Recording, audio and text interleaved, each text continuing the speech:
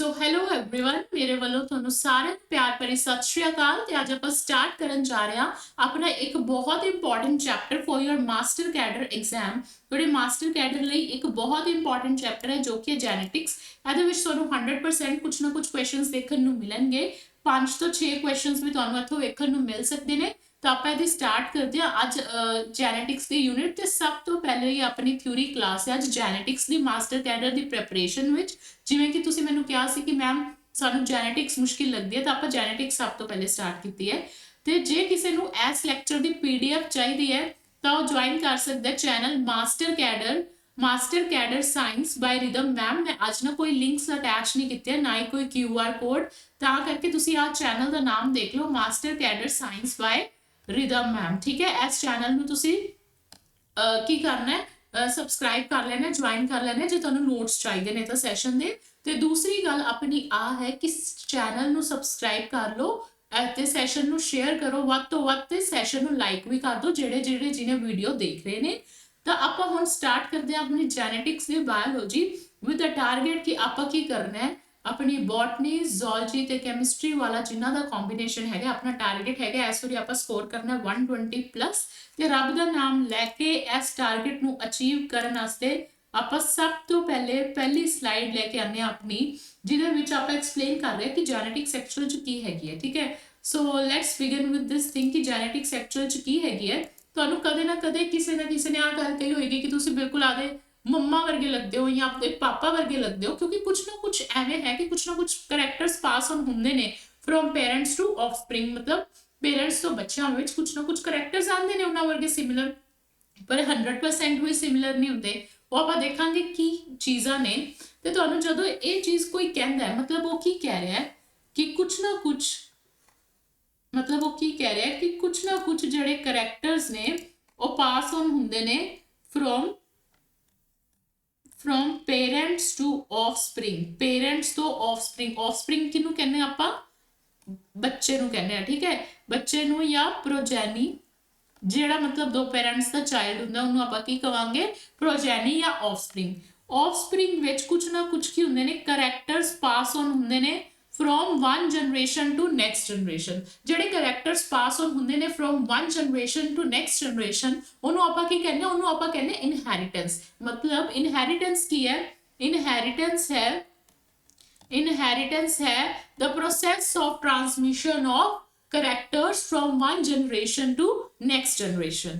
ਹੁਣ ਆਪਣੇ ਕੋਲ ਇੱਕ ਹੋਰ ਵਰਡ ਆਉਂਦਾ ਹੈਰੀਡਿਟੀ। ਫਿਰ ਤੁਸੀਂ ਕਹੋਗੇ ਕਿ ਮੈਂ ਨਾ ਸਿਮਿਲਰ ਚੀਜ਼ਾਂ ਨੇ, वैसे तो सिमिलर ही है बट थोड़ा जा हल्का जो डिफरेंस है जो तुसी समझना चाहो तो ਜਿਹੜੇ ਆਪਣੇ ਕਰੈਕਟਰ ਪਾਸ ਔਨ ਹੋ ਰਹੇ ਨੇ ਫਰੋਮ ਪੈਰੈਂਟ ਟੂ ਆਫਸਪ੍ਰਿੰਗ। ਪੈਰੈਂਟ ਤੋਂ ਆਫਸਪ੍ਰਿੰਗ ਵਿੱਚ ਕੁਝ ਨਾ ਕੁਝ ਕਰੈਕਟਰਸ ਪਾਸ ਔਨ ਹੋਏ, ਇਹ ਜਿਹੜਾ ਪ੍ਰੋਸੈਸ ਹੋਇਆ ਇਹਨੂੰ ਆਪਾਂ ਕੀ ਕਵਾਂਗੇ? ਇਨਹੈਰੀਟੈਂਸ। ਜਿਹੜਾ ਪ੍ਰੋਸੈਸ ਹੈ ਪਾਸ ਔਨ ਹੋਣ ਦਾ ਉਹ ਹੈ ਇਨਹੈਰੀਟੈਂਸ। ਬਟ ਜਦੋਂ ਉਹ ਕਰੈਕਟਰ ਪਾਸ ਔਨ ਹੋ ਗਿਆ, ਕਰੈਕਟਰ ਤੁਹਾਡੇ ਵਿੱਚ ਆ ਗਿਆ, ਉਸ ਤੋਂ ਬਾਅਦ ਉਹਨੇ कुछ ना कुछ इफेक्ट दिखाएगा, एक्सप्रैस करेगा आपदे आप नूं वो करैक्टर जिवें वो एक्सप्रैस करेगा, जिस तरह वो एक्सप्रैस करेगा है ना। जिवें आपां प्लांट की हाइट की गल कर लीए, प्लांट टॉल भी बन सकता है, प्लांट डॉफ भी बन सकता है। ठीक है, करैक्टर तो की पास ऑन हो गया, करैक्टर तो पास ऑन हो गया एक तुहाडे विच है ना पेरेंट्स तो।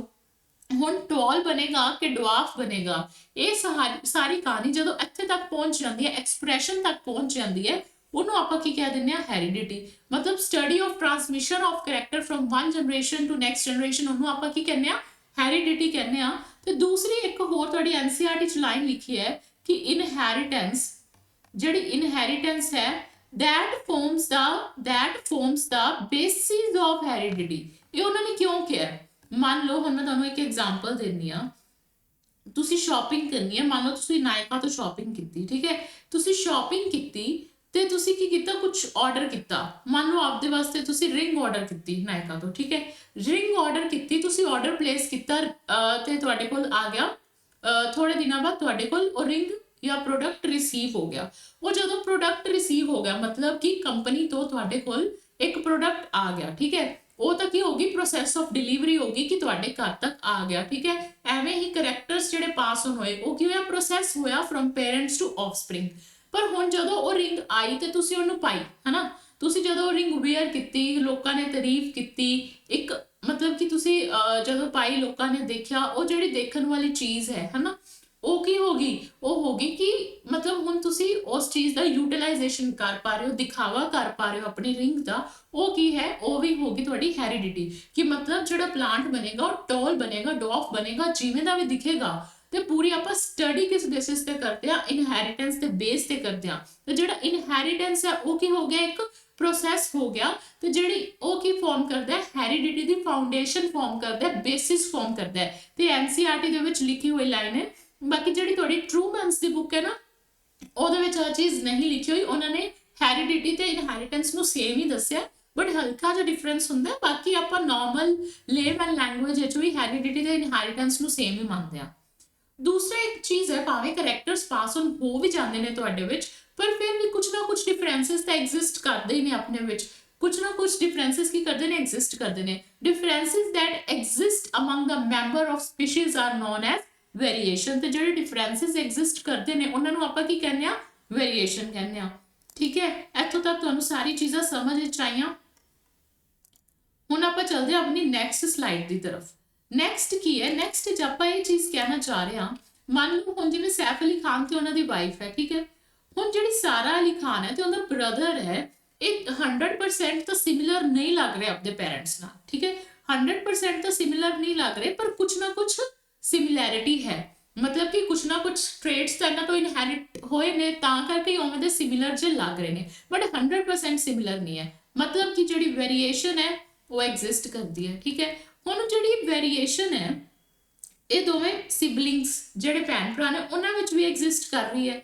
ਤੇ ਇੱਕ ਜਿਹੜੀ ਵੇਰੀਏਸ਼ਨ ਹੈ ਫਰੋਮ ਪੇਰੈਂਟਸ ਟੂ ਆਫਸਪ੍ਰਿੰਗ ਵੀ ਐਗਜ਼ਿਸਟ ਕਰ ਰਹੀ ਹੈ। ਮਤਲਬ 100% ਲੁੱਕ ਅਲਾਈਕ ਤਾਂ ਨਹੀਂ ਹੈਗੇ ਨਾ। ਤੇ ਜਿਹੜੀ ਆਹ ਵਾਲੀ ਵੇਰੀਏਸ਼ਨ ਹੈ, ਜਿਹੜੀ ਪੇਰੈਂਟਸ ਟੂ ਆਫਸਪ੍ਰਿੰਗ ਚ ਆ ਰਹੀ ਹੈ, ਮਤਲਬ ਪੇਰੈਂਟਸ ਤੋਂ ਬੱਚਿਆਂ ਚ ਆ ਰਹੀ ਹੈ, ਉਹਨੂੰ ਆਪਾਂ ਕੀ ਕਵਾਂਗੇ, ਵਰਟੀਕਲ ਵੇਰੀਏਸ਼ਨ। ਉਹਨੂੰ ਆਪਾਂ ਕੀ ਕਵਾਂਗੇ, ਵਰਟੀਕਲ ਵੇਰੀਏਸ਼ਨ, ਠੀਕ ਹੈ।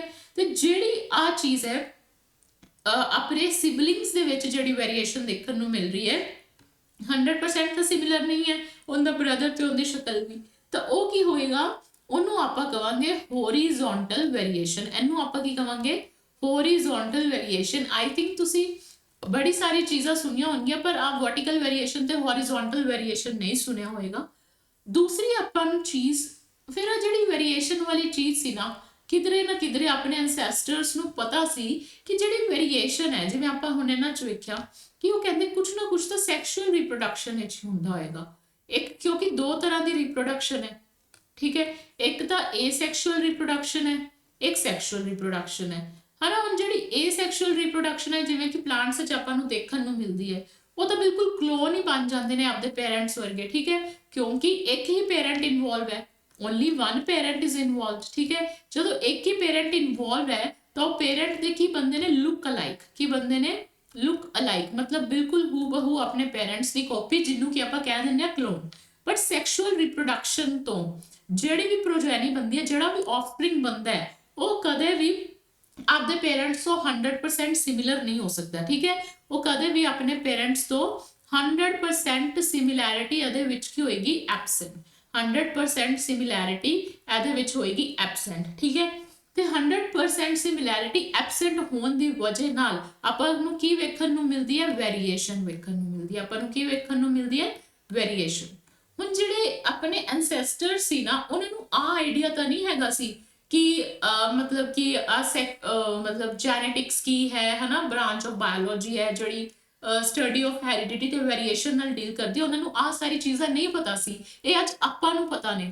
ਉਹਨਾਂ ਨੂੰ ਆਹ ਚੀਜ਼ਾਂ ਨਹੀਂ ਪਤਾ ਸੀ, ਉਹਨਾਂ ਨੂੰ ਕੁਝ ਵੀ ਆਈਡੀਆ ਨਹੀਂ ਸੀ, ਪਰ ਉਹਨਾਂ ਨੂੰ ਆਹ ਪਤਾ ਸੀ ਕਿ ਕੁਝ ਨਾ ਕੁਝ ਤਾਂ ਐਵੇਂ ਦਾ ਸੈਕਸ਼ੂਅਲ ਰਿਪਰੋਡਕਸ਼ਨ ਵਿੱਚ ਕੁਝ ਨਾ ਕੁਝ ਤਾਂ ਐਵੇਂ ਦਾ ਹੋ ਰਿਹਾ ਹੈ, ਜਿਸ ਕਰਕੇ ਕਿ ਥੋੜੀ ਬਹੁਤੀ ਆਪਣੇ ਵਿੱਚ ਕੀ ਆ ਰਹੀਆਂ ਨੇ, ਵੇਰੀਏਸ਼ਨਸ ਆ ਰਹੀਆਂ ਨੇ। ਤਾਂ ਮਤਲਬ ਉਹਨਾਂ ਨੂੰ ਕੋਜ਼ ਆਫ ਵੇਰੀਏਸ਼ਨ ਪਤਾ ਸੀ, that cause of variation was hidden in sexual reproduction.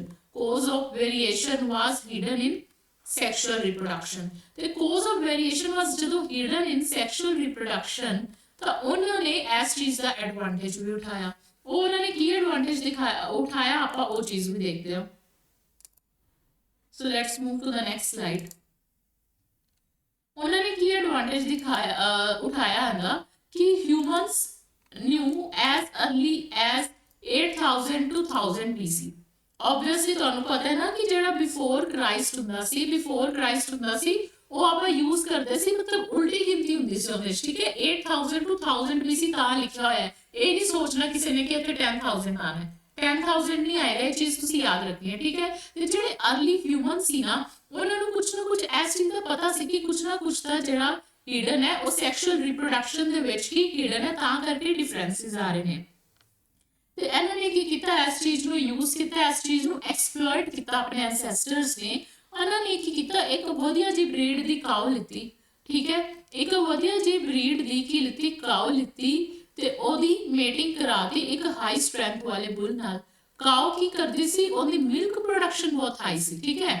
Cow ਕੀ ਕਰੇਗੀ, ਉਹਦੀ ਮਿਲਕ ਪ੍ਰੋਡਕਸ਼ਨ ਬਹੁਤ ਹਾਈ ਹੋਏਗੀ, ਤੇ ਜਿਹੜੀ ਬੁੱਲ ਦੀ ਸਟਰੈਂਥ ਬੜੀ ਹਾਈ ਸੀ, ਠੀਕ ਹੈ। ਇਹਨਾਂ ਦੋਵਾਂ ਦੀ ਮੇਟਿੰਗ ਕਰਾ ਕੇ ਉਹਨਾਂ ਨੇ ਕੀ ਕੀਤਾ, ਉਹਨਾਂ ਨੂੰ ਪਤਾ ਸੀ ਕਿ ਕੁਛ ਨਾ ਕੁਛ ਆਰਟੀਫੀਸ਼ੀਅਲ ਕੁਛ ਨਾ ਕੁਛ ਸੈਕਸ਼ੂਅਲ ਰਿਪਰੋਡਕਸ਼ਨ ਵਿੱਚ ਹੀ ਹੈਗਾ, ਤਾਂ ਕਰਕੇ ਉਹਨਾਂ ਨੇ ਕੀ ਕੀਤਾ, ਆਰਟੀਫੀਸ਼ੀਅਲੀ ਸਿਲੈਕਟ ਕੀਤਾ, ਆਰਟੀਫੀਸ਼ੀਅਲ ਸਿਲੈਕਸ਼ਨ ਕੀਤਾ, ਠੀਕ ਹੈ। ਤੇ ਉਹਨਾਂ ਦੀ ਕੀ ਕਰਾਈ, ਸਿਲੈਕਟਿਵ ਬਰੀਡਿੰਗ ਕਰਾਈ, ਠੀਕ ਹੈ। ਆਰਟੀਫੀਸ਼ੀਅਲ ਸਿਲੈਕਸ਼ਨ ਕੀਤਾ, ਸਿਲੈਕਟਿਵ ਬਰੀਡਿੰਗ ਕਰਾਈ, ਤੇ ਇਹਨਾਂ ਨੂੰ ਆਊਟਪੁੱਟ ਵਿੱਚ ਮੰਨ ਲਓ ਹੁਣ ਜਿਹੜੀ ਵੀ ਪ੍ਰੋਜੈਨੀ ਹੋਏਗੀ ਉਹਦੀ ਮਿਲਕ ਪ੍ਰੋਡਕਸ਼ਨ ਹਾਈ ਹੋਏਗੀ, ਠੀਕ ਹੈ।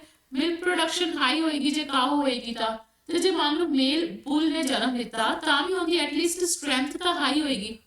ਮਤਲਬ ਕਿ ਜਿਹੜਾ ਵਧੀਆ ਵਧੀਆ ਕਰੈਕਟਰ ਸੀ ਉਹ ਆਪਾਂ ਆਰਟੀਫੀਸ਼ੀਅਲੀ ਉਹਨਾਂ ਨੇ ਸਿਲੈਕਟ ਕੀਤਾ ਕਿ ਆਪਾਂ ਜਿਹੜੀ ਹਾਈ ਮਿਲਕ ਪ੍ਰੋਡਕਸ਼ਨ ਵਾਲੀ ਕਾਓ ਹੈ ਤੇ ਹਾਈ ਸਟਰੈਂਥ ਵਾਲਾ ਬੁੱਲ ਹੈ, ਉਹਨਾਂ ਦੀ ਆਪਾਂ ਕਰਾ ਦੇਣੀ ਹੈ ਮੀਟਿੰਗ, ਤੇ ਆਪਾਂ ਨੂੰ ਆਊਟਪੁੱਟ ਵਿੱਚ ਕੁਛ ਨਾ ਕੁਛ ਤਾਂ ਵਧੀਆ ਮਿਲੇਗਾ ਹੀ। ਜਾਂ ਤਾਂ milk production, high milk production ਵਾਲੀ ਆਪਾਂ ਨੂੰ ਕੀ ਮਿਲੇਗੀ, ਕਾਓ ਮਿਲ ਜੇਗੀ ਜਿਹਦੀ ਮਿਲਕ ਪ੍ਰੋਡਕਸ਼ਨ ਹਾਈ ਹੋਏਗੀ, ਤੇ ਆਪਾਂ ਉਹਨੂੰ ਯੂਜ਼ ਕਰ ਸਕਦੇ ਹਾਂ। ਤਾਂ ਕਰਕੇ ਕਹਿੰਦੇ ਕਿ ਜਿਹੜੇ अर्ਲੀ ਹਿਊਮਨ ਸੀ ਨਾ, ਉਹਨਾਂ ਨੇ ਇਸ ਰਾਜ ਨੂੰ, ਸੈਕਸ਼ੂਅਲ ਰਿਪਰੋਡਕਸ਼ਨ ਦੇ ਰਾਜ ਨੂੰ ਯੂਟਿਲਾਈਜ਼ ਕੀਤਾ, ਤੇ ਇਸ ਤੋਂ ਹੀ ਬਣੀ ਹੈ ਸਾਹੀਵਾਲ ਕਾਓ। ਸਾਹੀਵਾਲ ਕਾਓ ਬੜੀਆਂ ਫੇਮਸ ਨੇ ਪੰਜਾਬ ਵਿੱਚ, ਠੀਕ ਹੈ।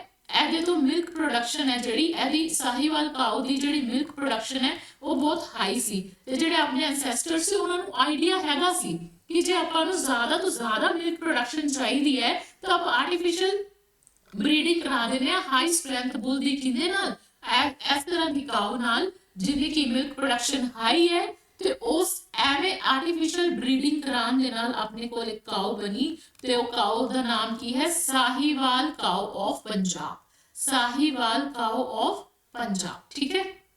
ਇਸ ਤਰ੍ਹਾਂ ਜਿਹੜਾ ਸੈਕਸ਼ੂਅਲ ਰਿਪਰੋਡਕਸ਼ਨ ਹੈ ਉਹਨੂੰ ਕੀ ਕੀਤਾ ਗਿਆ ਸੀ, ਐਕਸਪਲੋਇਟ ਕੀਤਾ ਗਿਆ ਸੀ, ਠੀਕ ਹੈ। ਆਈ ਥਿੰਕ ਇੱਥੇ ਤੱਕ ਤੁਹਾਨੂੰ ਆ ਸਾਰੀ ਚੀਜ਼ ਕਲੀਅਰ ਹੋਏਗੀ। Let's move to the next slide. ਉਸ ਤੋਂ ਬਾਅਦ ਆਪਾਂ ਗੱਲ ਕਰਦੇ ਹਾਂ ਕੁਝ, ਆਪਾਂ ਨੂੰ ਜਦੋਂ ਆਪਾਂ ਜੈਨੇਟਿਕਸ ਦਾ ਚੈਪਟਰ ਪੜ੍ਹਨਾ ਹੈ ਤਾਂ ਤੁਹਾਨੂੰ ਕੁਝ ਨਾ ਕੁਝ ਜਿਹੜੀ ਜਰਨਲ ਟਰਮੀਨੋਲੋਜੀਜ਼ ਨੇ ਨਾ, ਇਹਦੇ ਬਾਰੇ ਆਈਡੀਆ ਤਾਂ ਹੋਣਾ ਹੀ ਚਾਹੀਦਾ ਥੋੜਾ ਜਿਹਾ, ਠੀਕ ਹੈ। ਤੇ ਆਓ ਫਿਰ ਆਪਾਂ ਸਟਾਰਟ ਕਰਦੇ ਹਾਂ। ਸਭ ਤੋਂ ਪਹਿਲੇ ਆਪਣੀ ਸਭ ਤੋਂ ਪਹਿਲੀ ਟਰਮ ਨਾਲ which is genetics, ਠੀਕ ਹੈ। ਸਭ ਤੋਂ ਪਹਿਲੇ ਆਪਾਂ ਗੱਲ ਕਰਾਂਗੇ ਜੈਨੇਟਿਕਸ ਦੇ ਜੀਨ ਦੇ ਬਾਰੇ। ਤਾਂ ਜਿਹੜੀ ਜੀਨ ਟਰਮ ਹੈ ਨਾ, ਉਹ ਆਪਾਂ ਨੂੰ ਜੋਹਾਨਸਨ ਨੇ ਕਾਫੀ ਲੇਟ ਦਿੱਤੀ ਸੀ, ਠੀਕ ਹੈ। ਜੋਹਾਨਸਨ ਨੇ ਟਰਮ ਦਿੱਤੀ ਸੀ 1950s ਵਿੱਚ, ਜੀਨ ਬਾਰੇ ਉਹਨਾਂ ਨੇ ਦੱਸਿਆ ਸੀ। ਬਟ ਜਿਹੜੇ ਮੈਂਡਲ ਸਰ ਸੀ ਨਾ, ਇਹਨਾਂ ਨੇ ਐਕਸਪੈਰੀਮੈਂਟਸ ਕਰ ਲਏ ਸੀ ਅਰਾਊਂਡ 1856 ਤੇ 1863 ਤੱਕ। ਇਹਨਾਂ ਨੇ 7 ਸਾਲ ਐਕਸਪੈਰੀਮੈਂਟਸ ਕੀਤੇ ਸੀ। ਇਹਦੇ ਬਾਰੇ ਵੀ ਆਪਾਂ ਡਿਟੇਲਸ ਕਰਾਂਗੇ।